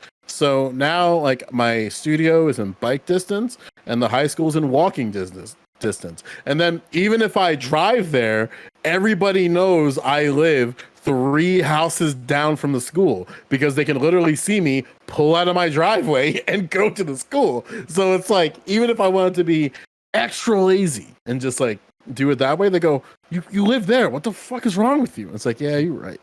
But at the same time, like, I'm still saving on the fact that I'm not using my car for all these things every day. Like, same, and I'm also close to a grocery store, so I can walk to this Correct. grocery store if I want to. Correct. Not Yes. every area has that for a lot of Yes. reasons. And I think Right. that that's where we can take a look at certain infrastructures. Like, okay, what does this community, what does, not even this community, what does my community need to reduce our emissions in such a way? Maybe it's Correct. a grocery store. Maybe it's having something as simple as incentives to allow businesses to stay in here. Even something as simple as building it's a little hyperbolic here, but like building something that's catered to students when you know you have a high college student population that could create business within your institution. Because something that I hate seeing is universities basically building the job infrastructure within their university. So they'll build like the Chick-fil-A's and the Starbuckses and the Auntie Anne pretzels, all these things. They go, hey, here's the economy. Work through us. You'll get paid through the school, but since you live on campus, you're gonna have to eat our food. So you're gonna spend money on our food. So it creates this mini corporation town within a community. But that's That's not a real solution. So Ozzy, real quick, buddy. And I don't, I think I pick on the theme which you're picking up. What is in the background? Are those videos or are those books? That's books. Okay. Are you Matt. aware of the? And how many trees were used to cut down the books that you enjoy right now? A lot of them are used Used, but still there was a tree consumption, correct? a long time ago, but thankfully we are able to plant new trees. Okay. Are you using audiobooks or digital? Like, what is your I method of do use consumption of material? audiobooks. I do use digital. A lot of people actually read a lot of the books I have. They read it and put it on YouTube. But So, the I'm thing not- is, if I'm using YouTube to read my or listen to my books or audiobooks or like that's still a electric emission. Exactly. The You're point right. You're is right. to reduce the electric emission. So yes, So, even my point back remains. then they still cut off. They Let's still all- cut down trees back then. Let's all bring our things to the altar and solve the problem. Sorry. Until we're willing to do that, this conversation Let's is go to KTN Rage and Chris. I mean, first of all, like when we talk about these electric things drawing electricity, for the most part, the average household doesn't even use that much electricity. You know what uses electricity in the average household? Air conditioners and refrigerators. Those are the big household uses because they both run compressors. But for the most part, your computer doesn't draw a lot of electricity. Your cell phone doesn't draw a lot of. All right, how much electricity? I mean, like, if you're running a supercomputer, I'm sure. Yeah, you're running a gaming. Most people are because they want to game. But Who's but most KTN, people? There's KTN. been a rise in gaming, KTN. Amongst what part of amongst what population of the there's Amongst How many- low and middle class citizens. I mean, how many people do you think actually game all day? A lot of people game. Okay, give me a number. It's on the rise, KTN. Okay, it's on the rise. Okay, because so people are staying home and they're bored.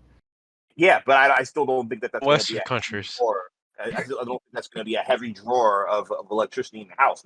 Heavy drawers are air conditioners and ACs. And if you don't believe me, I mean, I don't know. You're pushing. Who's willing to stop using their Exactly. You and I are making the same point. These You and I are aren't making real the same point. solutions. Let's go to No, but that's We're not. making the same point. Those aren't. That's not. I'm not saying that it's once again. It's one of these things that could also be improved upon. You can improve on the refrigerator. You can improve on the AC. There are some foods you don't have to refrigerate all the fucking time. You know what I mean? Half the stuff in your refrigerator is wrapped in plastic. Maybe it should be wrapped in fucking glass. Maybe it should be wrapped in something that's more biodegradable. You get what I'm saying? Maybe you should just use the stuff that you need right away instead of hoarding shit. I mean, that's kind of a big thing a lot of people do. We fucking hoard a lot of shit in our refrigerator. We fucking hoard a lot of shit in our house. We buy way more stuff than we need. Once again, consumerism is a bigger problem than the actual products that we actually have. Let's go to Rage comment and then Rage comment and then Chris. I just wanted to say that electricity in and of itself isn't inherently the problem. it's our means of generating electricity. Because like if you're using like it is true that we don't have a green society where everything is generated without producing carbon, but like carbon is the biggest contributor to like the climate change. It's not electricity in and of itself. So like if we can generate electricity in sustainable methods, we can still use those products that use electricity without destroying the planet. Correct. Right. Okay, let's go Yeah. to Chris. Yep. Yes, I was gonna say that like our uses of electricity is not gonna go down anytime soon. Like if I go out the internet for like a little bit, I'm getting shakes, like I'm having withdrawals. Like it's terrible. Like I'm not getting rid of internet or any of my electricity uses, and neither is anyone else. So the only solution is to change the way it's generated, make it so it's clean, right, and make sure that it causes as little effect to the environment as we possibly can. Right. And if we do that, then we have no need for other types of energy uses because we have that one right there that's clean and that's like reliable. Right. So like I don't like understand the shooting down of that sort of solution and to go and that's like a bad solution, but like everyone just going and having their own like little gardens is like the better one. Like that's gonna help like our situation. I It'll don't see help good. a lot because a lot of those things use CO2 to survive, or they use carbon to survive, to live.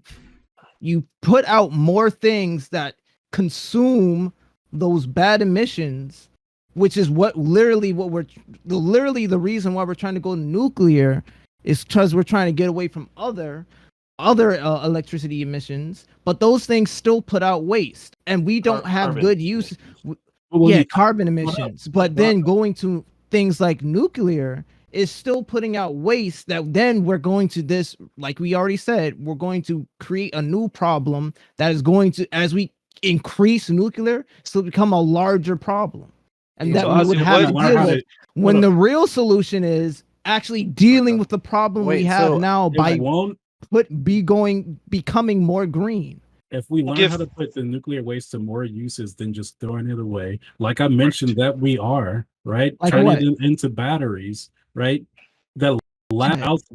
to power like large vehicles or large Everything else we have, transportation modes, phones, like, everything that we engage with. Yeah, absolutely. like if we turn those things around and use it to our advantage, then we don't have to worry. Like we just like But if those we things create- put out heat. The main Heat isn't problem the with problem, climate though. is no, not- no, a problem. Carbon heat is is a very big problem. The rise, Carbon is a problem. Heat is fine. wait, no, Easy, I just want to carbon is an carbon. Are we trying to say that carbon doesn't produce? Are you trying to Carbon say that carbon is trapping isn't? heat in our atmosphere. That's the Yeah, problem. that's Yes. the mechanism. Heat Yeah, if we heat get rid of the obeys the carbon second emissions- law of thermodynamics, which Yeah, means heat human- expands to humans, other. like the carbon we produce is it not in balance with the planet, but like the amount of heat that we produce is not like comparable to like the sun puts more heat on us than we generate.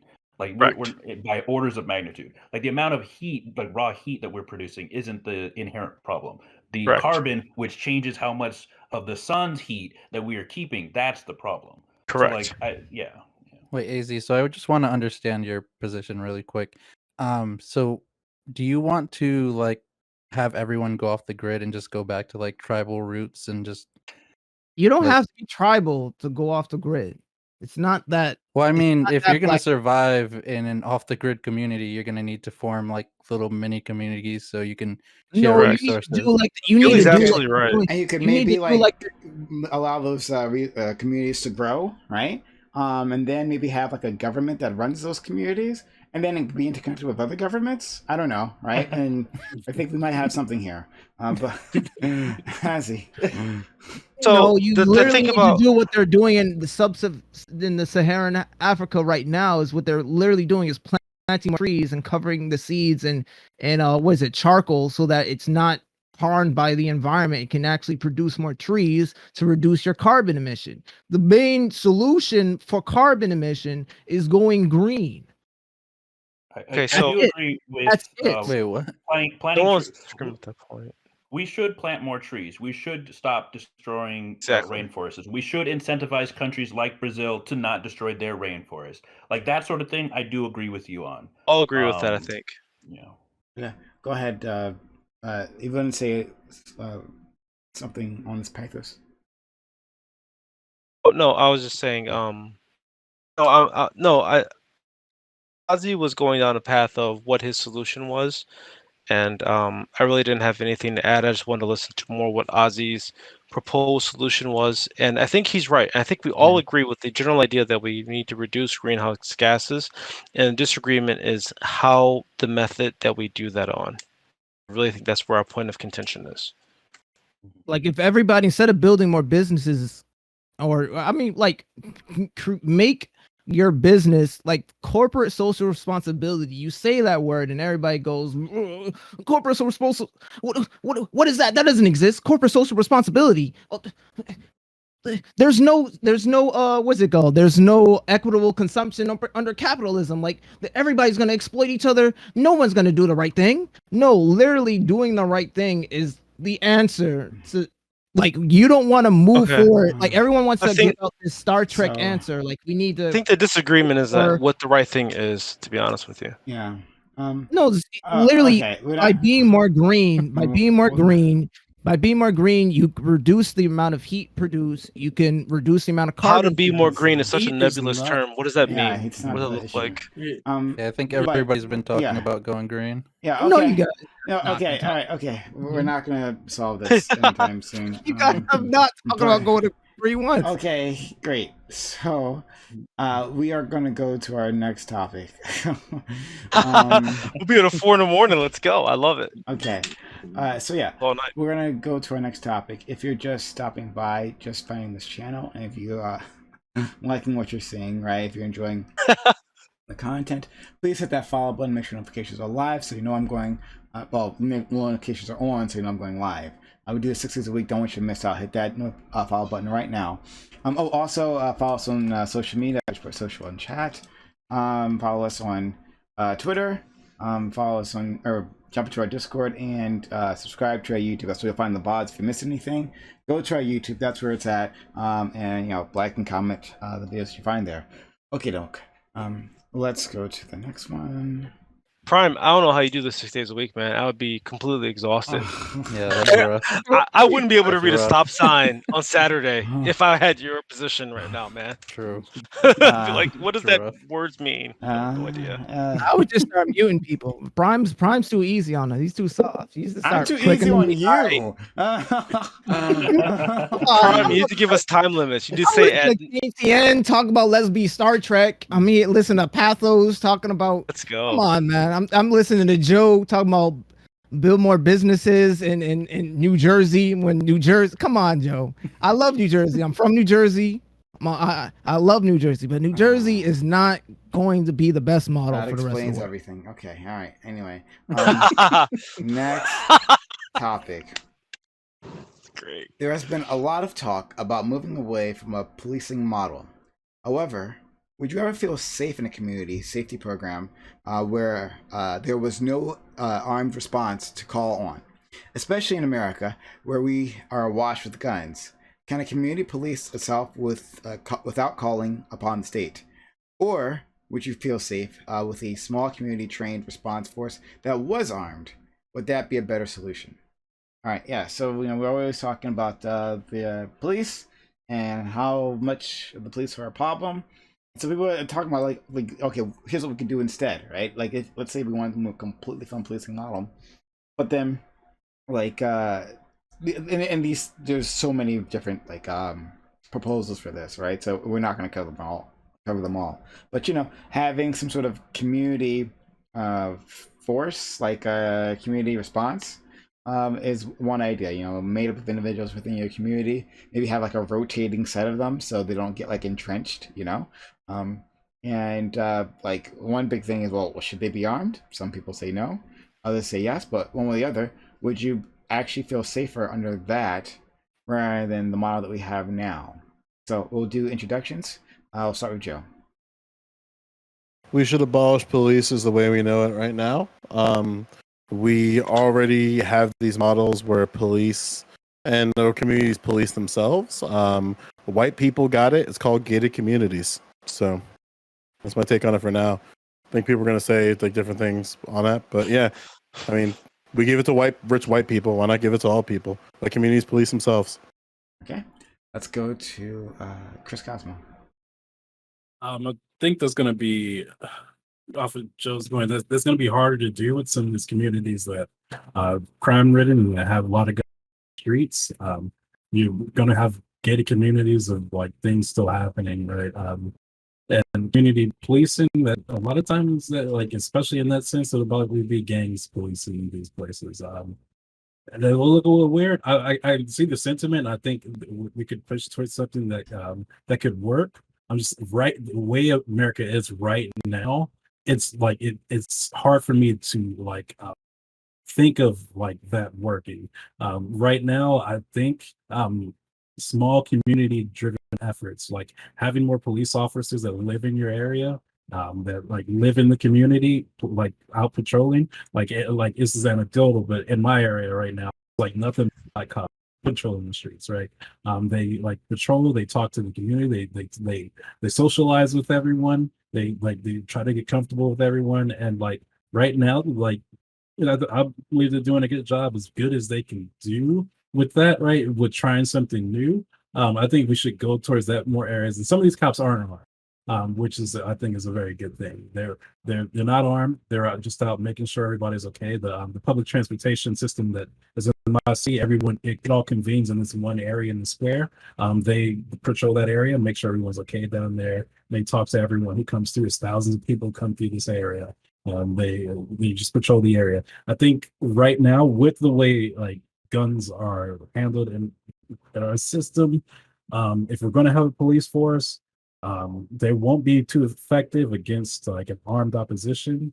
Um, it's just the way it is. So they might have to be armed. I'd like to decrease the amount of weapons we have in this country as much as we can. That way, we can drive down the need of armed forces in our communities in the country. I think that's where we have to head to. Like we have to like drive it down on both sides. That's just the only way it work. Otherwise, you're just gonna have cops getting gunned down, and nobody's gonna want to be a cop at that point. Or like whatever we decide to move towards, or whatever type of policing system we try to move towards with. Like anyone who's working that job or working in that position, they're just not going to feel safe enough to do it because they're just working without tools that everyone else is using. And if you go to like break up um some like terrible situation where a bunch of dudes are armed, everybody all you're walking in with billy clubs, it's not a good situation. So you have to reduce the amount of arms like universally. Yeah, that's good. That's all I have to say. KTM.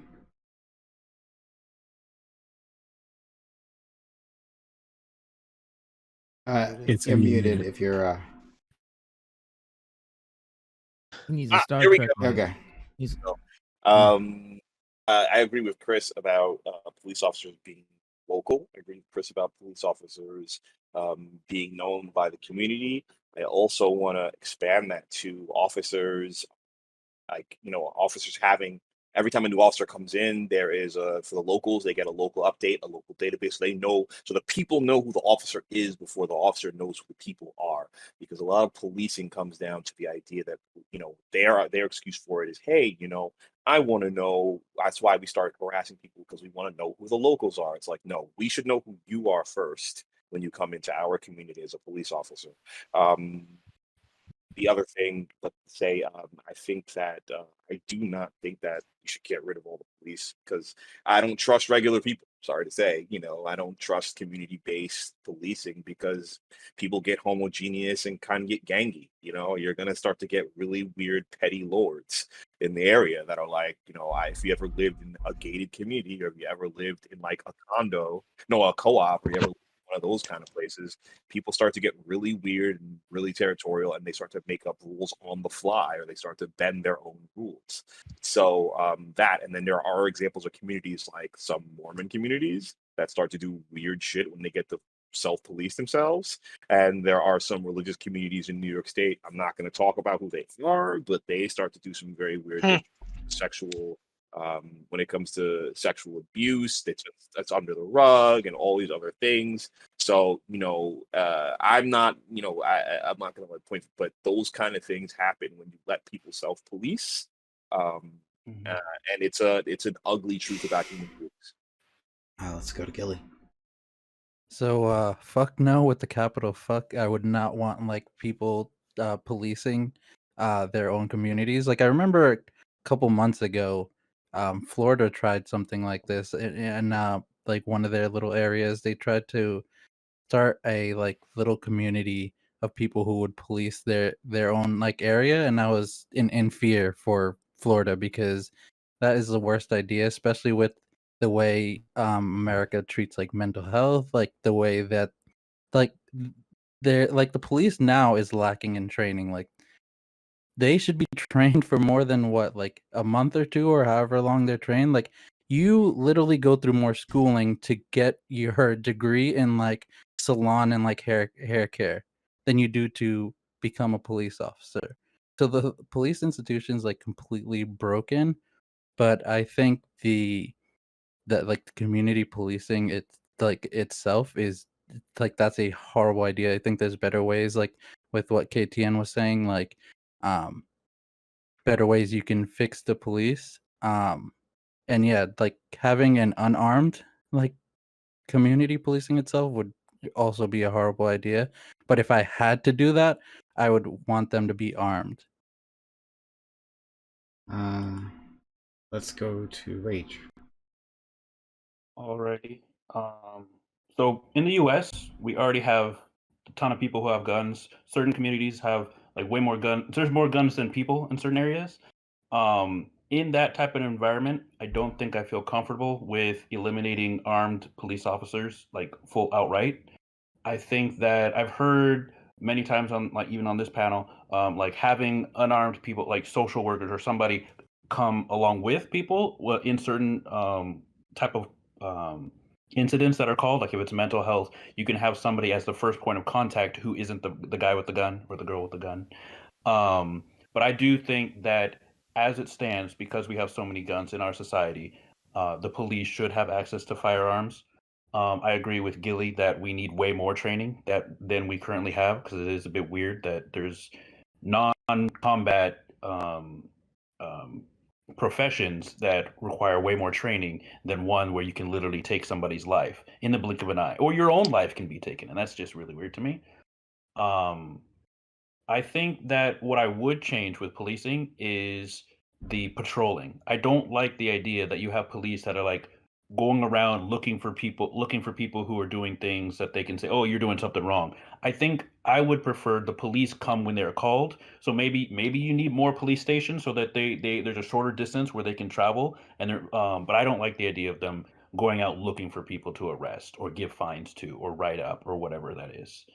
Um the last thing yeah, the last thing about community policing, I'm very uncomfortable with that as well, just because um not only may they not have the same amount or more training, they might not have standardized training. And I want training to be we don't even have standardized training across the US, but like having each individual community trained to different levels, I just think that's a recipe for disaster. Azzy. I'm kind of confused on. It sounds like we have mixed answers. I would be all for a community policing solution. In fact, I'm sure at one point we did have one. It's just that now we've moved towards, and now you have police officers coming from other communities and policing another community, but they're taking the tax dollars because they're being paid by that community, and they're bringing those tax dollars over to the community they live in. So I would be all for people who live in their area policing the area they live in. In fact, it at one point when we had community policing, it increased a respect for your community. So that is you see a huge plus in that. People respect more where they live and respect the individuals who live there. then you will see a decrease in all the negatives that we're talking about. Yeah, we have gripes with crime, but I'm not crime. I'm training, and whether or not bad actors will be bad actors. Like they're gonna, yeah, the bad actors will be the bad actors regardless or not. We have a community policing or the regular model, the current model. We should move towards a community policing model. It's much better. Ethos. So I think the core argument here is it's about trust between a governing body. You're asking a group of people and we're trusting them. We're saying that you get to police us and have guns, and we're going to trust that you do this fairly and equitably. And that's the big, in my opinion, that's the big core issue. The thing that I want to point out is that as we are discussing this, as we're talking about defunding, or I'm sorry, de-arming the police, and some of the and some of the arguments that I've heard, we have to consider the fact that we are speaking from a male point of view. We are literally at a point in terms of the scale that the violence that we incur as people, we can mitigate it based on our maleness, whereas we have daughters and women in our community that do not have the same opportunity. And so the question is, what is an equitable solution to allow for everyone to feel safe and that we can trust the people that are giving them the authority? And so in my mind, I hear this as, do we trust a government authority to protect us, or do we trust a community to protect us? And because a community, like other people have stated prior, can be biased, we are subject to, and even governments can be biased. I'm not backing that out of my thinking model, but what I'm saying is that we have to be aware that we're speaking all from men's point of view. And when you look at statistics in terms of black communities actually prefer more policing and less armament in our communities statistically, because of the situation that we're uniquely in. One of the points I heard earlier was talking about standardized police practicing. While this sounds good at first thought, you have to consider the fact that there's a difference objectively between rural communities, metropolitan communities, and urban communities. And if we say a standardized process, perhaps we can agree on a few core principles, but each community would need to be policed differently. Right. And then finally, the last thing that I want to bring up is there was a point of, we're saying that the community should be in charge of its own policing. Well, in any community, who is actually willing to take on that responsibility? Right? Because what we're asking our police officers to do, our current situation, is to not only be the people that are willing to run into a bank robbery or a liquor store robbery or whatever crazy situation that they may run into, but we're also asking them to be social counselors, to be able to immediately identify the intricate social and psychological issues in any group of people. And that is too much of a burden to put on one group of people or one department. So then, who in which community is willing to step up, take on that responsibility to not only be the local law authority, but also bear the responsibility of being the social mediators in any common situations that police officers occupy? And honestly, I think the conversation needs to be broadened out to, the solution is actually employing more social workers, more psychological counselors, and other people involved in how we approach our justice system, because police are just the executive branch of a justice system. And what we really need to do is investigate how we administer justice in our society. And if we take on the approach of rehabilitation as opposed to punitive, and we start considering what are the things we need to make a better community, we can get closer to our answer. Over to the panel. Yeah. How am I supposed to be? Wait, how can I be punitive and hate the blacks? I'm trying to figure that out. Like, How Could you explain how that can statement a you, little bit more for me, just fucking please? with it. Just what fucking where with you're coming out of left field, Joe? Come on, Joe. What's that? You gotta keep that haymaker. You swinging at the wrong How one. are we Joe. supposed to brutalize minorities if we're gonna go to restorative models? Come on now. Yeah, I mean that's a big revolution we're talking about. But go Joey, ahead, if please. you don't keep those white people memes out of this space, man. This is a sacred space. Like, Listen, how man. is De Blasio supposed to brutalize minorities if De Blasio's just- married to a black woman? All right. Okay, so that's what He has minority children. All right. So that's all the black men that got stopped and frisked while his sons were chilling at home. Like, Also, AZ, I think referring back to old like community policing is like a horrible example in this conversation. How so? Because old policing and communities is how we got to where we are now. Old really policing subjective. communities, no, but if we're moving, and I'm speaking towards a less racist model, which was old policing, because a lot of that entailed a very old racist point of view.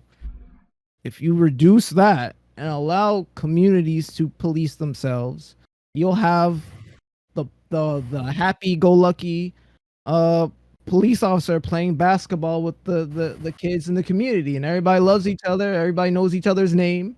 So hold on, Everybody can knows who I? the bad actors So, are. so what happens when my black family moves into a community that is all white, and or I mean, let's back out the racial component to it, because I think the racial component adds a biasing that allows us to reduce our objectivity to our conversation.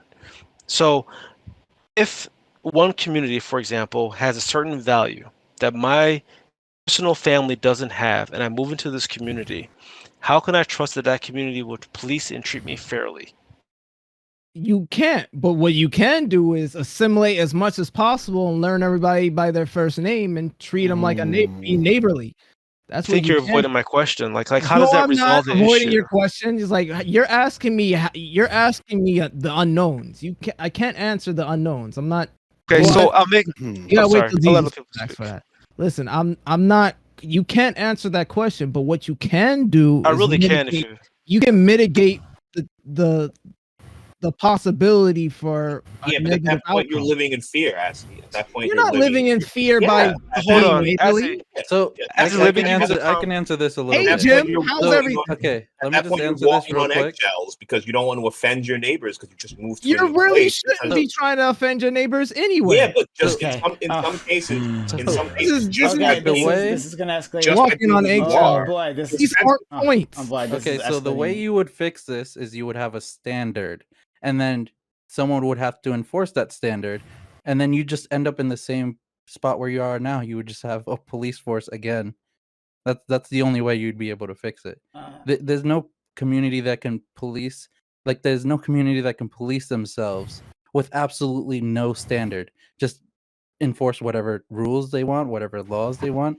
We would end up in the same exact situation because Yeah, but someone would have to we're like enforce that them. now. There is no one constant Exactly. amongst all this. hold on, hold amongst on. all the states. So, I would argue. so I would argue that Pethos, you actually Pethos, one look. second. Please. Joe, Okay. did you want to go before?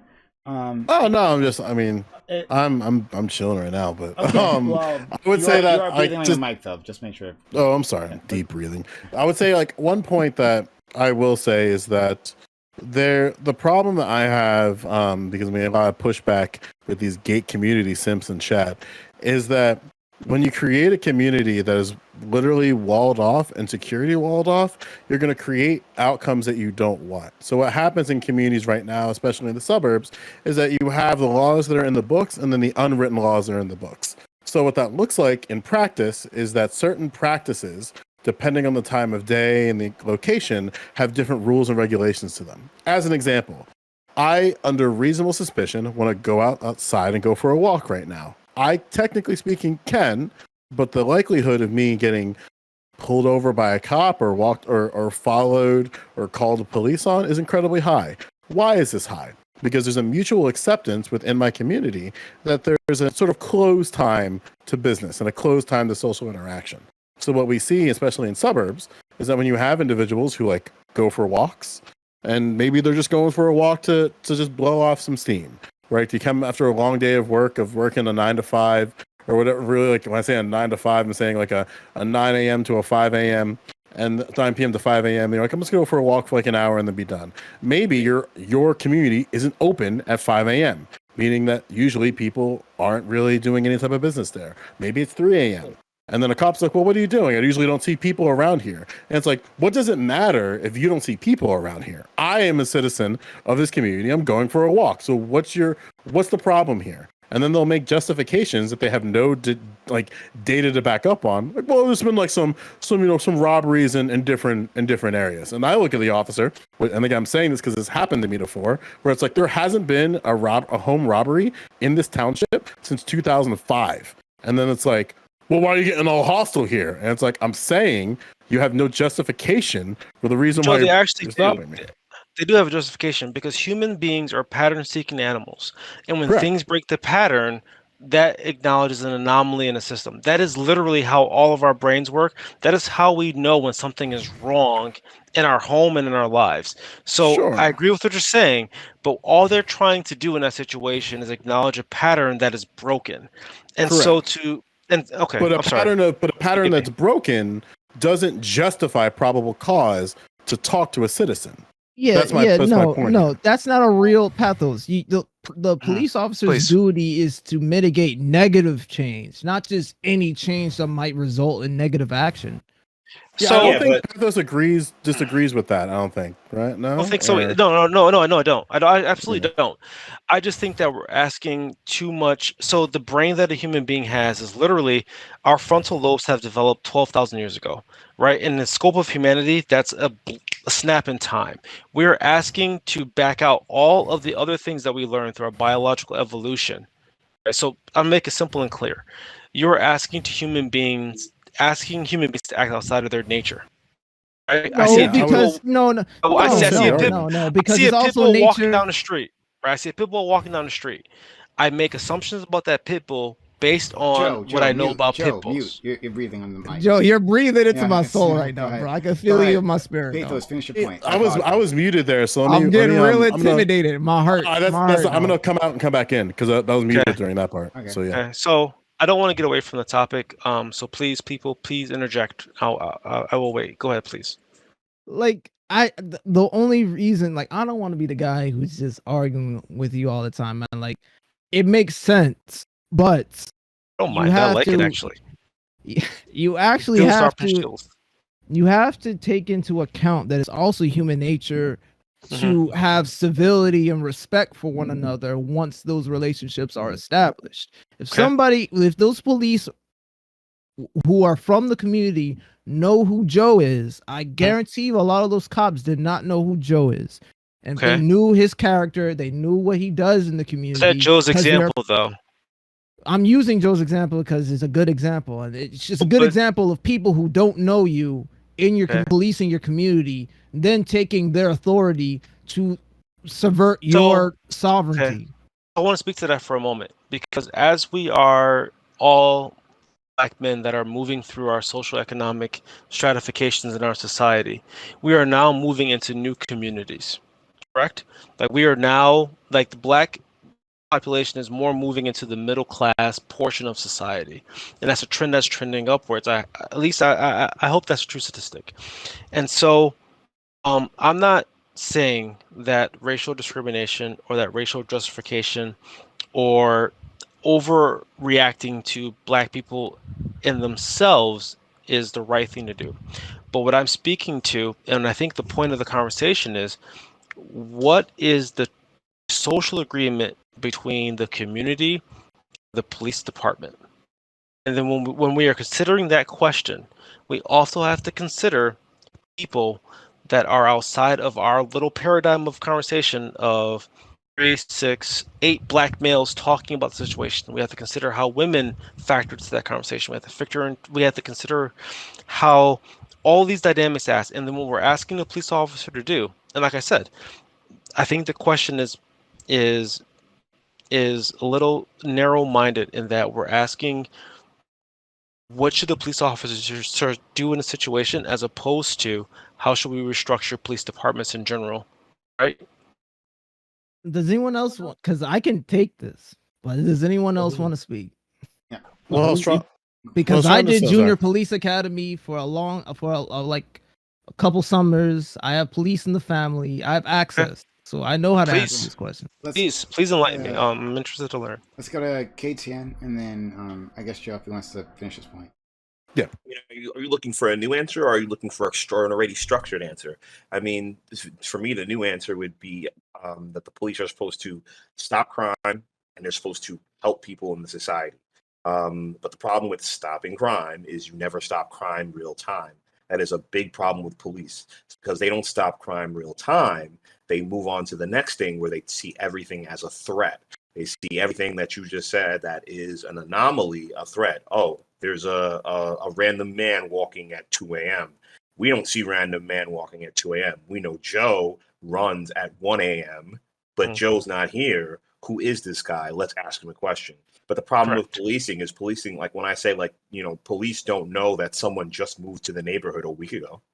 The police don't get that information, you know, because they didn't do their due diligence, or there was no structured there was no structured meeting, there was no structured introduction, there was no, you know, back in the day you get those memes about the neighbor moves in and then everyone starts bringing them casseroles.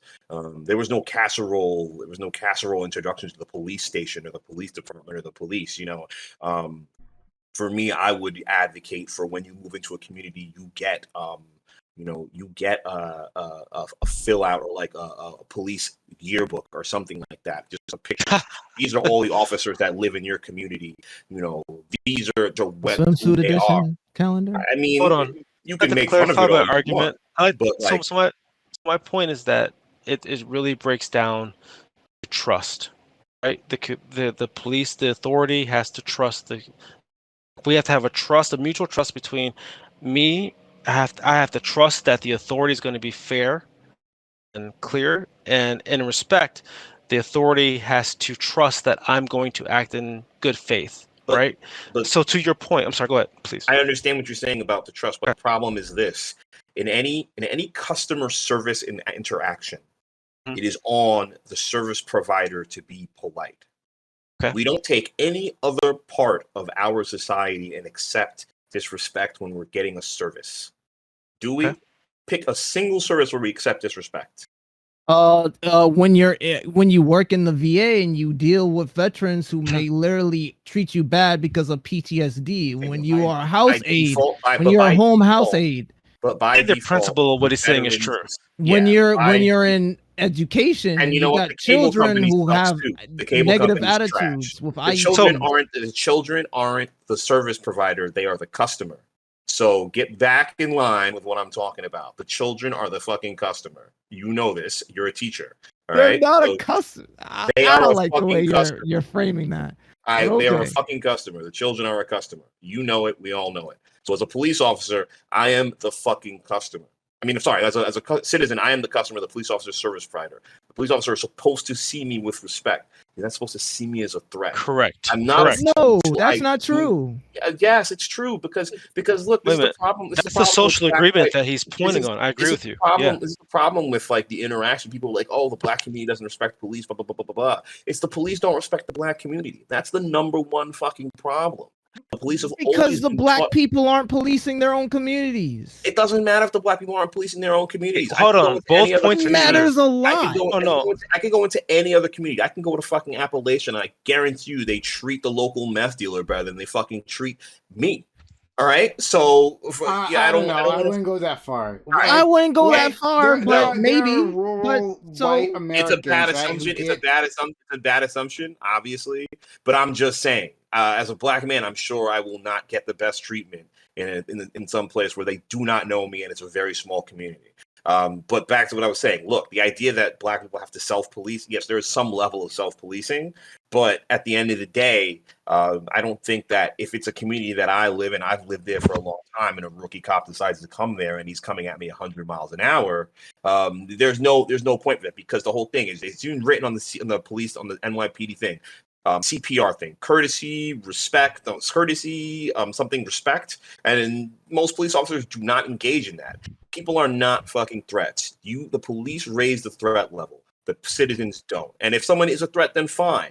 You have your body cam. You can show the evidence. But for you to come at every citizen without some level of fucking the social contract, fuck you. Let's go to Social Joe. contract is the key, right? We Let's go agree on to- that. It's let's go to courtesy, Joe and then Chris. professionalism, and respect. Joe and then Chris. Yeah, I think there needs to be a conscious observation of how funding within each police department looks like. I talked about this, I think, on the Reverie a couple of weeks ago, or maybe a couple of months ago at this point. But basically, where I'm at is there needs to be a conscious, dedicated effort to analyze police expenditures to figure out overinvestments. Now, when I say overinvestment, it sounds like, okay, they're doing something that might potentially be good if they're overinvesting. No, police departments overspend and over allocate funds on so many things. What I'm arguing is that instead of hiring a police officer every year, if that's your procedure, consider hiring a social worker instead, and then assign that social worker to certain calls. You're not changing the amount of police officers that are coming in, because a social worker is going to have a different level of training to collaborate with a police officer than another officer would with another officer. So and police officers talk about this all the time, where they would rather have and sometimes they do this practice already, where as you're calling 911 for a domestic disturbance, you can't go until a social worker either lines up with you on the call and then you go together, or you can't even react to anything on the call. So you're basically on standby in a cop car until they show up. And that's a procedure in a lot of areas. Now, what I'm saying is that, okay, instead of having to dedicate the resources to have a social worker anyway, you can build a social work infrastructure within the same infrastructure that exists within law enforcement. Because something that we understand is that officers sometimes need other things responding with them. Like on a 911 call, ambulance goes and a police officer goes. And then that's why you have the case of a first responder. I'm saying what we should probably look towards at the very minimum is reimagine what it means to be a first responder on a call. If there is a domestic disturbance, I think there should be an officer and a social worker going with them. And even then, like officer, social worker, and ambulance with them. And sometimes that's just procedure. No different than if there's a fire dispute, there's still law enforcement there in the potential likelihood of assistance. We already have these type of infrastructures in place, but one of the things that I think is really gatekeeping it is police unions, one, but two, a disinterest in looking at police funding at all, because officers are genuinely and understandably concerned that once people find out the spending, they're just going to justify slashing everything. And I don't think that's necessarily the case. There's an understanding that we need police for things. We can't just drop ship and change everything altogether. That wouldn't even happen from a legislative standpoint. But small, and I hate saying this, small incremental changes that lead to reimagining what a police officer looks like is a decent thing. Is that going to happen in 4 years? Probably not, but in 10 years, absolutely. Chris? Yeah, I wanted to go back. We were bringing up a lot of talk about certain smaller community areas when it comes to policing, and large parts of the population live in high density urban areas, right? Like high density urban areas where people are coming in and out all the time, right? And there's different people are coming from different places and they're congregating or just passing through. I'm not really all that interested in cops knowing the first name of everyone in the community. I'm more concerned with them knowing how that area works, that community works. So say in our area, if it was everyone's travel, there's large shopping areas. There's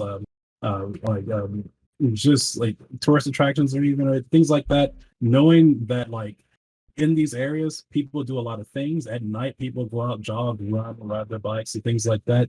They know that people do things at random times at night, walking their dog around here, because a lot of people live in this area. You have to know that every random person who's walking down the street at a different time isn't an anomaly, because in this area, right, you're bound to run across that. What you're doing, and I think Ray's brought up that he doesn't like the idea of patrolling, but I think it is necessary. How you patrol is the issue, right? How you interact with the citizens that you're patrolling around is the issue, and not treating everything as a preventative measure. Just responding to things that happen in an area.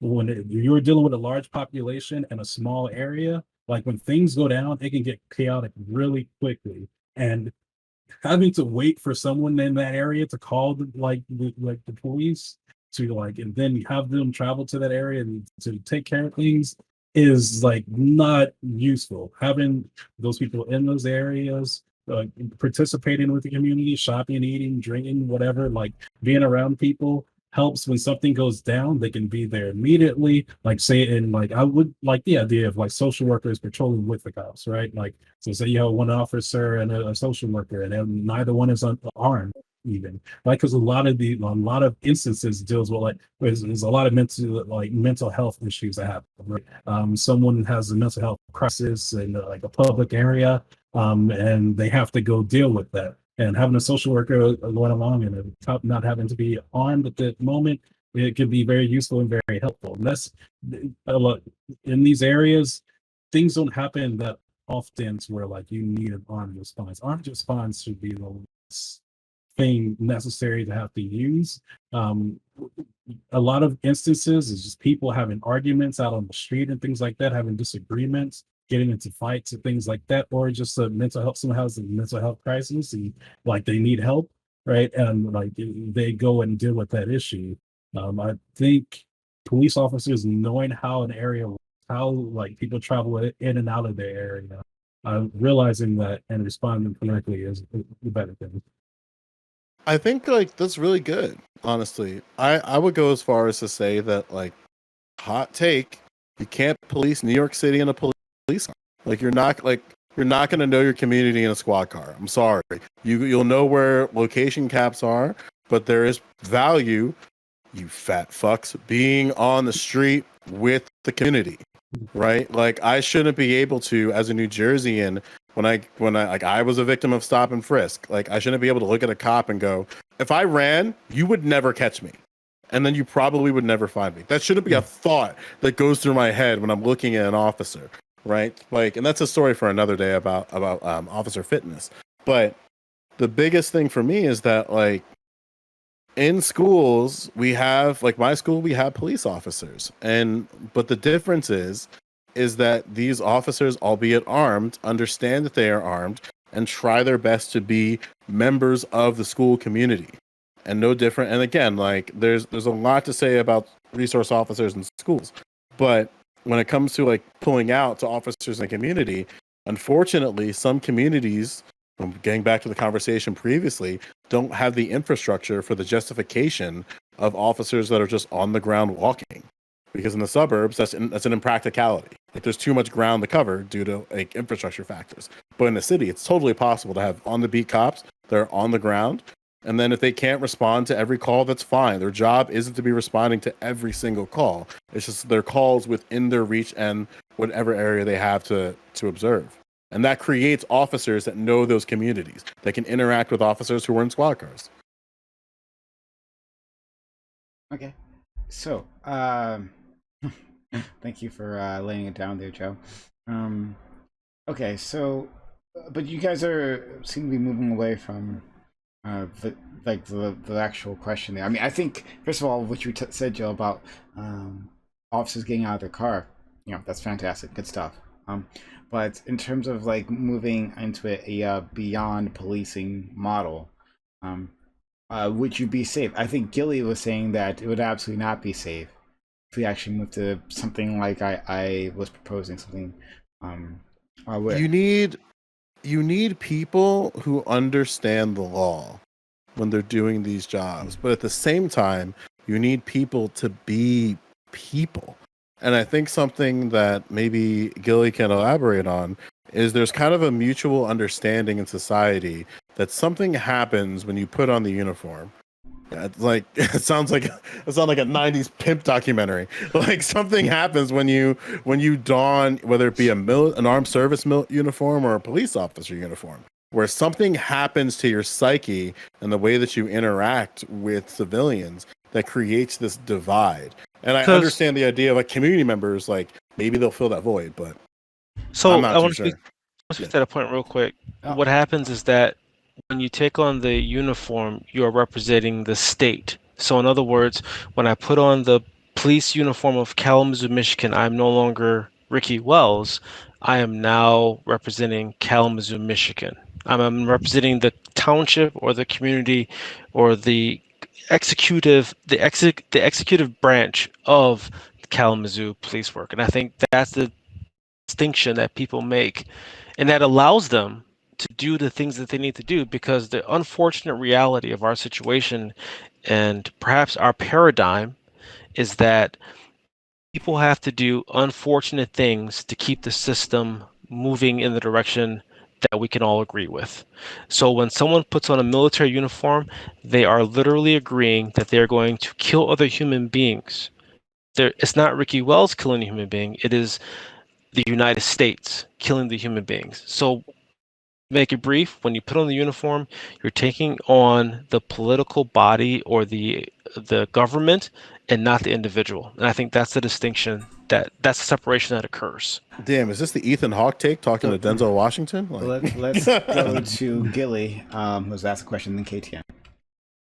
So what I was saying before and why I feel like it would be unsafe is because we would need standards. We would need people to enforce these standards, and it's essentially what's happening now with with the police.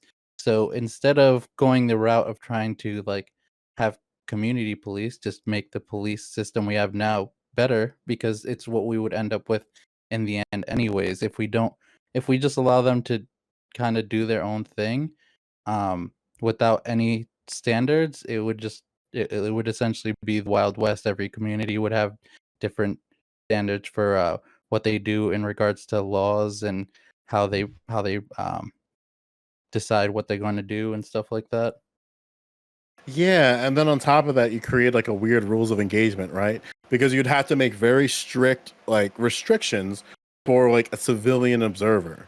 Like you don't want, as like a good example that comes to mind is George Zimmerman, where you need to have like I'm gonna here we go, hot take, ready? Click, click. I have no problem with community members policing their communities. However, for every good community member, there's a George Zimmerman. And I think there has to be clear guidelines. As an example, like if you have somebody who is outside of your community, you want to like, okay, this person did something very suspicious. I don't think police are going to respond in a timely manner. I'm going to put matters into my own hands. There has to be a level of restraint and regard that's like a level underneath a police officer. Wow. As an example, like if a community member calls 911 and says like, hey, I'm responding to this, this, and that, and then the I forget the name of it. Person on the other dispatcher. Yeah. The dispatcher says, "Do not engage." That should be a command. Do not engage. Like What? if, because I'm saying this is from No a community, way. like No way. from a community.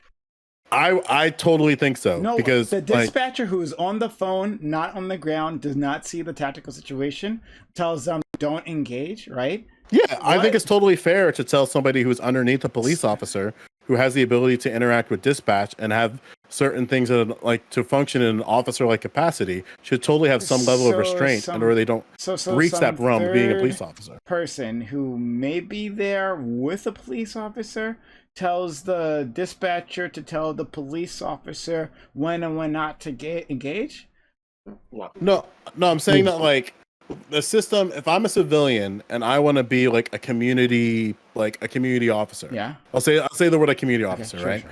I think that there needs to be some levels of like these are the things that you're responsible for. Okay. As an example, like I think a community officer for something like parking tickets in New York City is a very easy thing to do. And there's so many people that would be more than willing to do that. And honestly, a lot of people have way more discretion.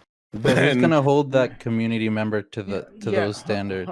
Correct. That's where I know. I don't want to let this go though. You said this thing, and I don't want to walk away from it. Yeah. So I use a dispatcher example. It's a little hyperbolic, but I see a situation where somebody, I don't want to see community officers that we'll call end up trying to be heroes in situations where they don't have the capacity to be a hero, if that makes sense. But- like if there's an active shooter situation or something of those natures. But those may be a niche example. And in an active shooter situation, you definitely want, first of all, if you can't trust their judgment, they shouldn't be out on the field, right? I mean that in terms of what cops that we have today and this community officer in the future, right? They shouldn't be out in the field.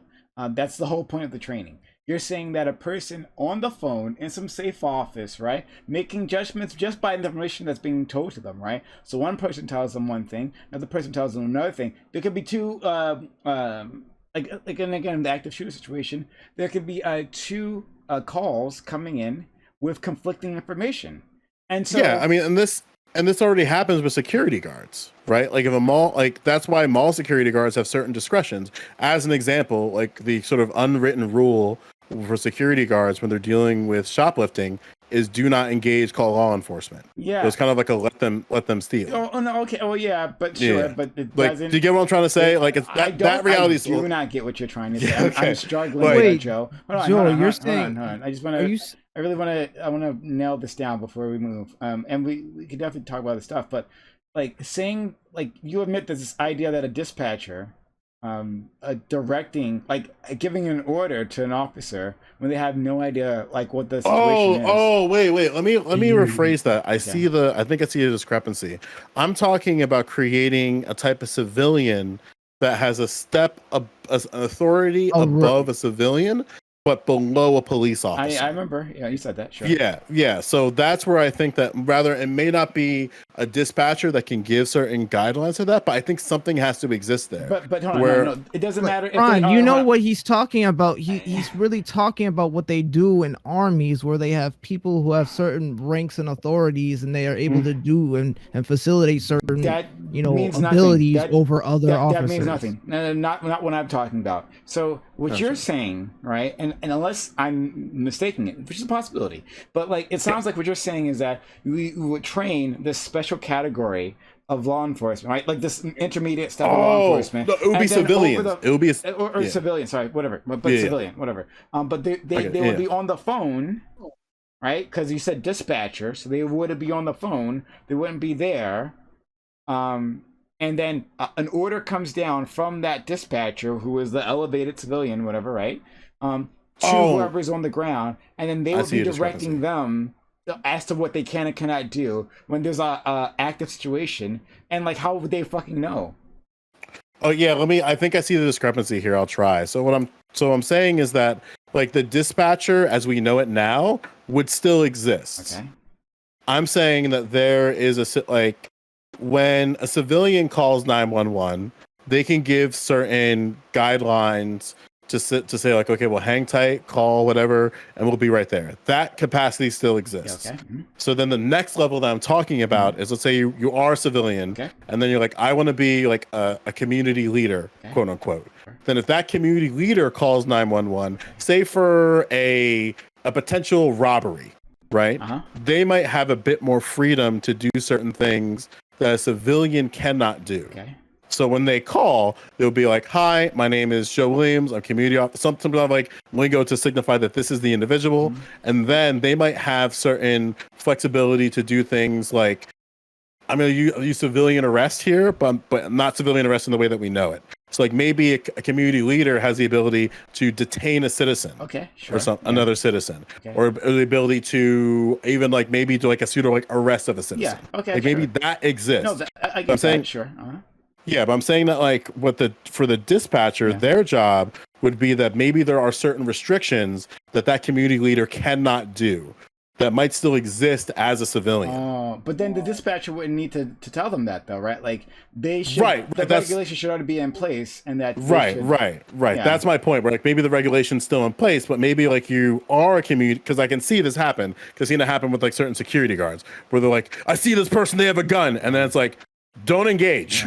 Like wait for police to arrive. So now that like you've walked me through this, like I get why you relay this to Zimmerman. So Zimmerman was on the phone with 911. 911 said, knock it off, right? Like don't mess with this kid, and he did anyway. So you're saying that you're fine with community policing, like you said previously, right? Or community officers, but you what you're really asking for is that they simply know very well what they can and cannot do, right? Correct. My only point was that if that was left to discretion of dispatcher who doesn't know the exact situation, then literally the everything the situation on the ground could escalate. Right, yeah. Yeah, so my point is that there's a mutual I may have missed that, but there's a mutual understanding of these are the things that you can do. So then they know that if there is, and that leads I think to better accountability everyone, because the community leader knows what their capacity is. The officer knows the capacity of the community leader. So then there might even be a better collaboration, because maybe the community leader is somebody that has to do a certain level of on the ground community activism, I'll say loosely. Let's say 4 hours every day you have to be within the community in some capacity. So you have to actively check in, check out. Maybe there's a special vehicle you do, it's an actual job. And then that way, if you call something, it's I'm calling in for this. I know this person, and then the officer comes, and then maybe the situation a little bit weird. It's wait, no, I already know this guy. This is the guy. He always comes in here causing a trouble in the Olive Garden. He's a little drunk. I'll just make sure that he gets home. Or that's even something a community officer could do, where they get a dispatch somebody's drunk at this place. It's very clear that he's drunk. So then instead of sending a police officer there, it's hey, does the community leader come there? Maybe I'll drive you home, something like that, instead of having to complicate things with a squad car. Okay. If that makes sense. But wouldn't Well, that make well. I think that's what he was saying to begin with. I mean, I just don't. Where was the disconnect? What did he say sparked the disconnect? The disconnect came that the discretion of what to do and not to do came from the dispatch level. Yeah. So I didn't make clear that there was a clear set of if you're a community leader, these are your guidelines, and you know these walking in. Let's go to KTN and then Gilly. I think we were earlier talking about the mistrust of community policing. My main concern is once you start breaking policing into very smaller and smaller and smaller communities, you start to get petty lords. It's something I talked about earlier, where you start people will stop and standards. We have policing in blocks because you say this is the blanket, the state. The state has a set of rules. The city has a set of rules. The town has a set of rules. Okay, fine. Now you want to bring it to the community. All right. Well, now we're going to have to start having smaller communities policing their local people with specific rules. So you can go from one town to another town or a hamlet, and the rules will change. They might be slight. They might not be. They might not be different. But but I think it gets really murky and really ugly when a certain when the north side of town decides that we don't like, I don't know, red daisies or something, and we want you to get rid of these, so we're going to fine you. And then now you have a community member who decides to come by and fine you, because a lot of policing also is property issues. Yeah, or even a situation with my concern, right? You might have, which happens, officers divvying up the work to community level officials. So they might just say some shit of I don't want to go to this call. Ted's here. Just make Ted do it. I don't feel like going into this area and doing it. Because I've seen this happen where I've had within my own other schools that I used to teach at, of police officers offsetting the work that is supposed to be to them to security officers. And then they just oh yeah, they know what's going on. It's fine. No, it's not fine. Because if something escalates, and then it's on that person. It's not on you when you're supposed to respond to that. And then it's well, why didn't you respond to this? Oh, I thought Jim was okay. No, that's bullshit. And again, I'm not trying to propose that community officer thing is a solution. It's just there's no solutions in this. I think there's only compromises. And then now analyzing what those compromises are is going to be important. Also, one other thing too guys... about these smaller communities: who holds these people accountable when they misstep and they do things that are harmful to the community?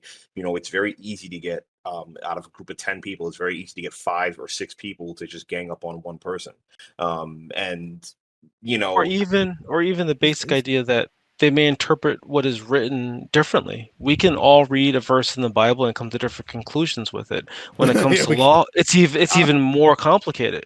So even in that situation where there's a clearly written law, in your community example, you may have 2 different people. You and I may read the same community law and have a different interpretation, and a different methodology of how we go about that. I can see that in my own family dynamic between how me and my wife interact with our children, right? I mean, So- yeah, you can use you could use families, large families and clans as an example where, What? you know, a You father don't is gotta leave the head, that. the father is the head of the family, and, you know, there could be arguments between brothers and sisters, and then, you know, the father just makes the final decision, no matter whether the person is right or wrong. You know Or what I mean? even like a Casey, lax. you've been watching too much Game of Thrones, bro. Like, all you need is a town hall. Like, they already operate. A lot of Yeah, things I that agree we're with you. talking about already exist, and Agree. they I mean, do how it many, already. how many people do we have that have town hall disputes? Remember, well, I'll give you a funny example. Yes, you will Remember, have town wait, hall disputes. hold on. Remember that dude Truck Dozer? No, what was that dude with the Truck Dozer?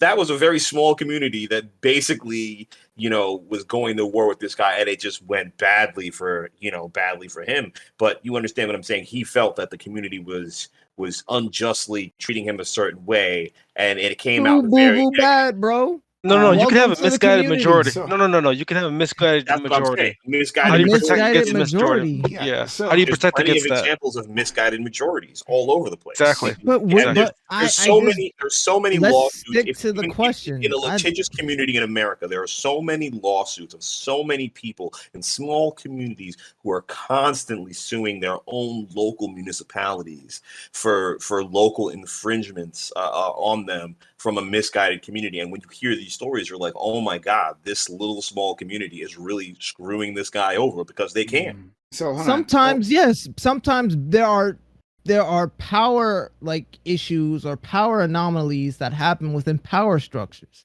It's going to happen. It's natural to happen. It's been happening Sure. since the beginning of time.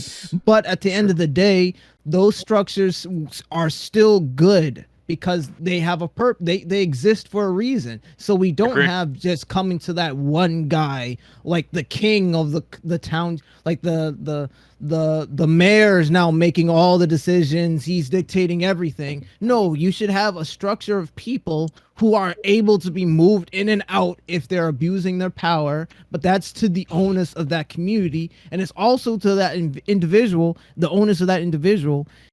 If that community's not treating you right, time to move. All right. I like So, to time to add move. to I'm not saying Ozzy's every- comment So- after so- Rage like- gets his so- time to speak. Hold on, I'm actually a little. So let's go to we're gonna rage. Gilly, you had your hand up previously? I just want to know. Well, we went on a separate tirade, Okay. so I'll just wait. Sure. And before I go to rage, I did want to get just one thing from Joe before we move on. Joe, like you were talking about, creating this other force, right? This community officer force, but then mentioning, like part of the problem is that, like, 1 in 10 of these individuals is going to be bad, right? You said something like this previously, but my point is that, well, that's the same for regular officers, right? Like, basically, Correct. My question to you is, how do you not replicate the same issues that you have within the officers? I mean, so you can see the community officers may have less power. That doesn't mean that they can't abuse that power, whatever the power they have, or go beyond that power any which way, just like police officers go beyond their power. So how would you? Yeah, I'll speak on how my community is currently thinking about this, because this is like a variation of the idea within my township currently, and something that they're arguing is that very concern. But what they found is that the officers that are in the system the least, I should say, are not how you would say, in the nicest way possible, part of the culture yet. So they're able to understand what the guidances and procedures are, but they're not fully ingrained into the culture of whatever they're trying to change. So I think it's in a weird way, the younger officers to create a program like this. Because if you get this program and it's just a bunch of old heads that have been in the force for 10, 20 years, they're just going to look at this and go like, the fuck is this? Like, we're not going to do this. We're not going to enforce this. And then it goes up to the chief's aspect, because if the chief isn't okay with the policy, then it's going to trickle all the way down. So I think the first level of it, to make sure of it, you need a chief who is aware of how the system needs to operate and sounds like a weird authoritarian thing to say, but compliant in the operation, and then having it passed down to the officers being compliant in it as well. And then if one officer isn't okay with that, then honestly they shouldn't be part of the department at all. But that's like I don't know if that's dodging the question. No, that's not, Alright. because I want to just- add on to that. I just hold because on. I feel like it seems like what you described like relies on a singular individual, like being the chief, to is the line between this succeeding and failing, which means I think more often than not it'll fail. We're relying on a single individual who would then could abuse their power, right? Like, Yeah, it's like the way that it was explained to me is that it's more of a collaborative effort where one of the issues with law enforcement right now, again, I can only speak on behalf of the communities that I talk to, is that there's a weird dynamic in that everybody, if we want to treat all officers that it's the same and they have the same amount of powers, then they have to understand that they're all accountable for each other. So if the police chief fucks up on something, that's a bad look on everyone. If one of your cops goes out there and brutalizes a civilian, then that's on all of them, because that officer and that procedure shouldn't exist in the chain of command at all. And something that happens a lot of the times is that you'll get a situation where an officer is just out of line. And then everybody's just like, yeah, that's Billy. He just beats up people at the bar. Yeah. Like, we can't stop it, and we just let it happen. It's like, no, like, you have the ability to make everyone accountable. And this kind of happens in to relate, to make it into a field relation. This makes it like, if I make a musical analogy here, like if your band is rocking and your drummer sucks, then your band sucks. It doesn't matter how good your guitarist or your piano player is, that's gonna bring it down. But you shouldn't tolerate shitty drummers. No different than you should tolerate shitty officers. And then, like, even if the band leader that's making all these bad mistakes, like, there should be something in place. Where, like, no, like, we're not going to defend this guy because he's been in the force for 15 years. If he's doing a shitty job, should make absolutely no difference. Like, conduct from the top to the bottom. But that's like a totally different imagination. Well, that's of an officer. that's recently starting to happen. Though. Rage has been waiting, so we're going to go to Rage, Chris, Azzy, KTN, and then Pathos. It's a bit not off topic because it's still on the lines of policing, but different than what everybody's been discussing thus far. Instead of necessarily reinventing the wheel, there are other countries that handle policing way better than we do. Like, they don't kill people as much as we do. They don't arrest people as much as we do. I'm curious if those other countries employ community policing, and if they don't, why are we trying to make that a plan? Why can't we? And I know that gun culture is way different between the U.S. and pretty much every other country on the planet. I mean, there are other countries that still like their guns, but the U.S. is just different in that regard. But that's not the only difference between the U.S. and our policing system and our criminal incarceration system and other countries. Like, I know like we brought up training before I think I left to talk to my grandpa, but we brought up training, but there are a bunch of other things. And I think looking at the policies that we want to advocate for, so like if community policing is one thing, we should look and see, does that work in other countries? And then we should look and see what those other countries do more, like having more training, and bring those ideas to our country, because we don't need to reinvent the wheel. There's other people who already do it, and they do it at least better than we do. That's just something that came to mind. Thank you. Listening to all that's going on. So we'll go to Chris, Azzy, KTN, Pathos. Yeah, Ray's brought up a good point.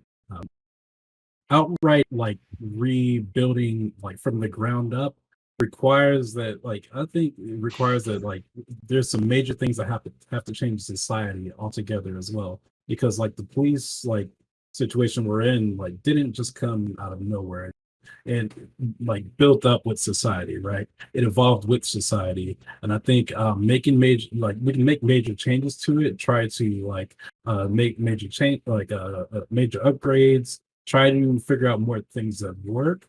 But like every time we talk about like abolishing and restarting, a lot of times it ends up like people start describing like the same structure we've already built up, like we already have, right? So what's the point if we're going to keep, like, an end conclusion is going to keep being this, right? This type of enforcement just with a different name, right? We have to figure out how do we, like,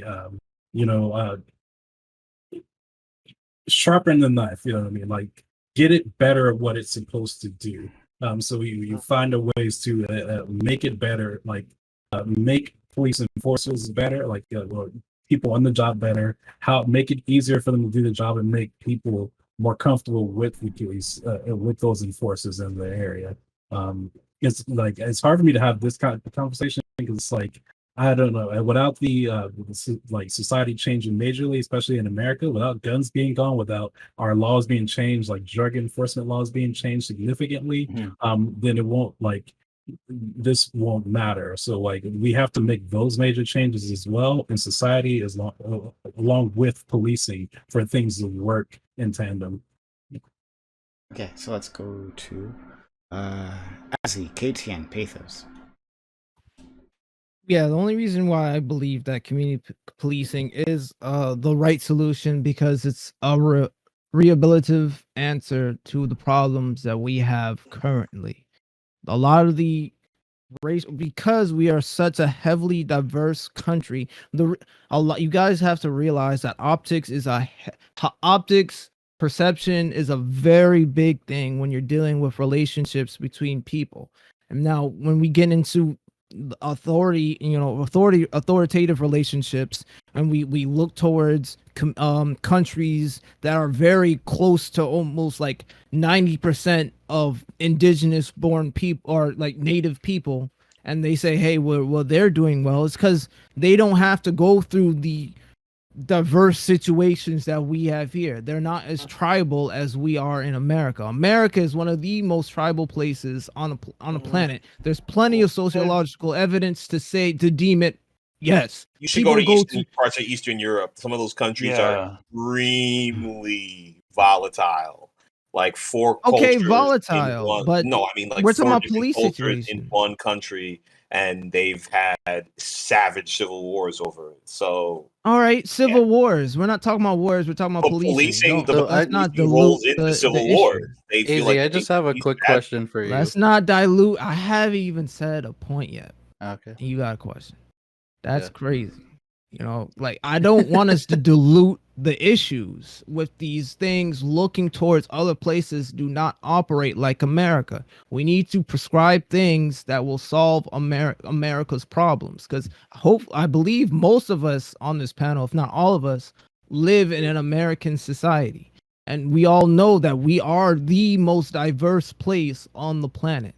So a lot of the times people will respond to individuals who look like them, and that's why they respond better to individuals who look like them. The fact that we want celebrities or business personas or anybody in the public eye, because there's a perception to that, because fortunately and unfortunately we respect those. We respect people who look like us. This is why I'm saying, if you have individuals, if you add that up to individuals who respect you automatically because they know who you are, they're from the community. If your tax dollars are going to people who live in your community, and you're basically all that added together, all those issues that you were bringing up before about community policing, or you might have some racial tensions if somebody new comes in. I think we discussed that we need to have a compromise between it's called, what teachers call it, is called culturally responsive teaching. You could have just culturally responsive policing. You need to be able to have a compromise between tradition and innovative cultures.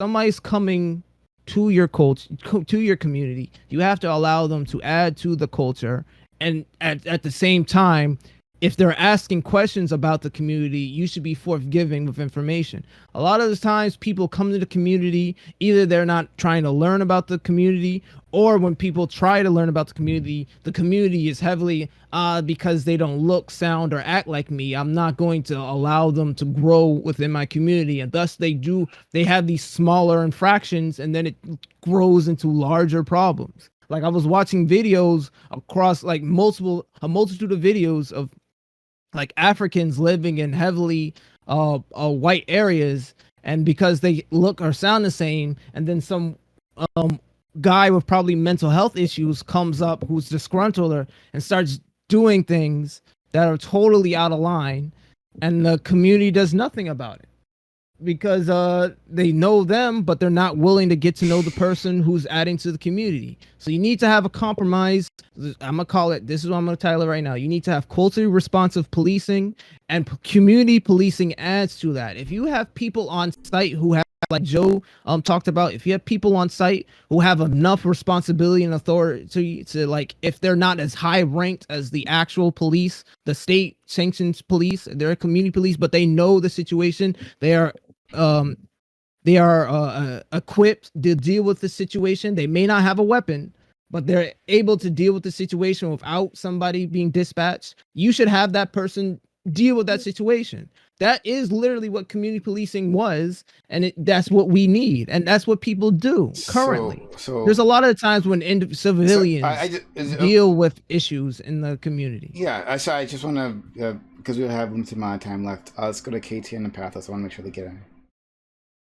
I was gonna say, I forget somebody brought it up about officers in their first 5 or 10 years being, not being ingrained in the bad habits of the local police force. Once again, the argument for rotating officers out. You should not be there for 20 years if you're just gonna get jaded after 7. Literally, I think that there should be some kind of, it's just like the military. Not very many people stay in the military for 20, 30 years. You know what I mean? And they're usually officers and they're very highly educated and they're usually in the command structure. That might change for detectives, but I mean, if you can get a person out quick enough to become a detective, then maybe they can move on. But I really think that that's part of it. That's a big problem. And even if for the community, even with like a community-based policing, you still don't want people in a community, this new system-based policing, to be what's it called? Entrenched. You know what I mean? You want them to rotate out too. And back to what Azzy was saying about the introduction of community policing. That kind of goes back to the idea of when someone moves into a community. A lot of people move into communities without trying to get involved in their community, because in America we have this idea that your home is your castle. You don't have to know your neighbors, you don't care to know your neighbors, and you're not going to get that out of people all the time. You're going to get people who move into communities who don't want to know their neighbors.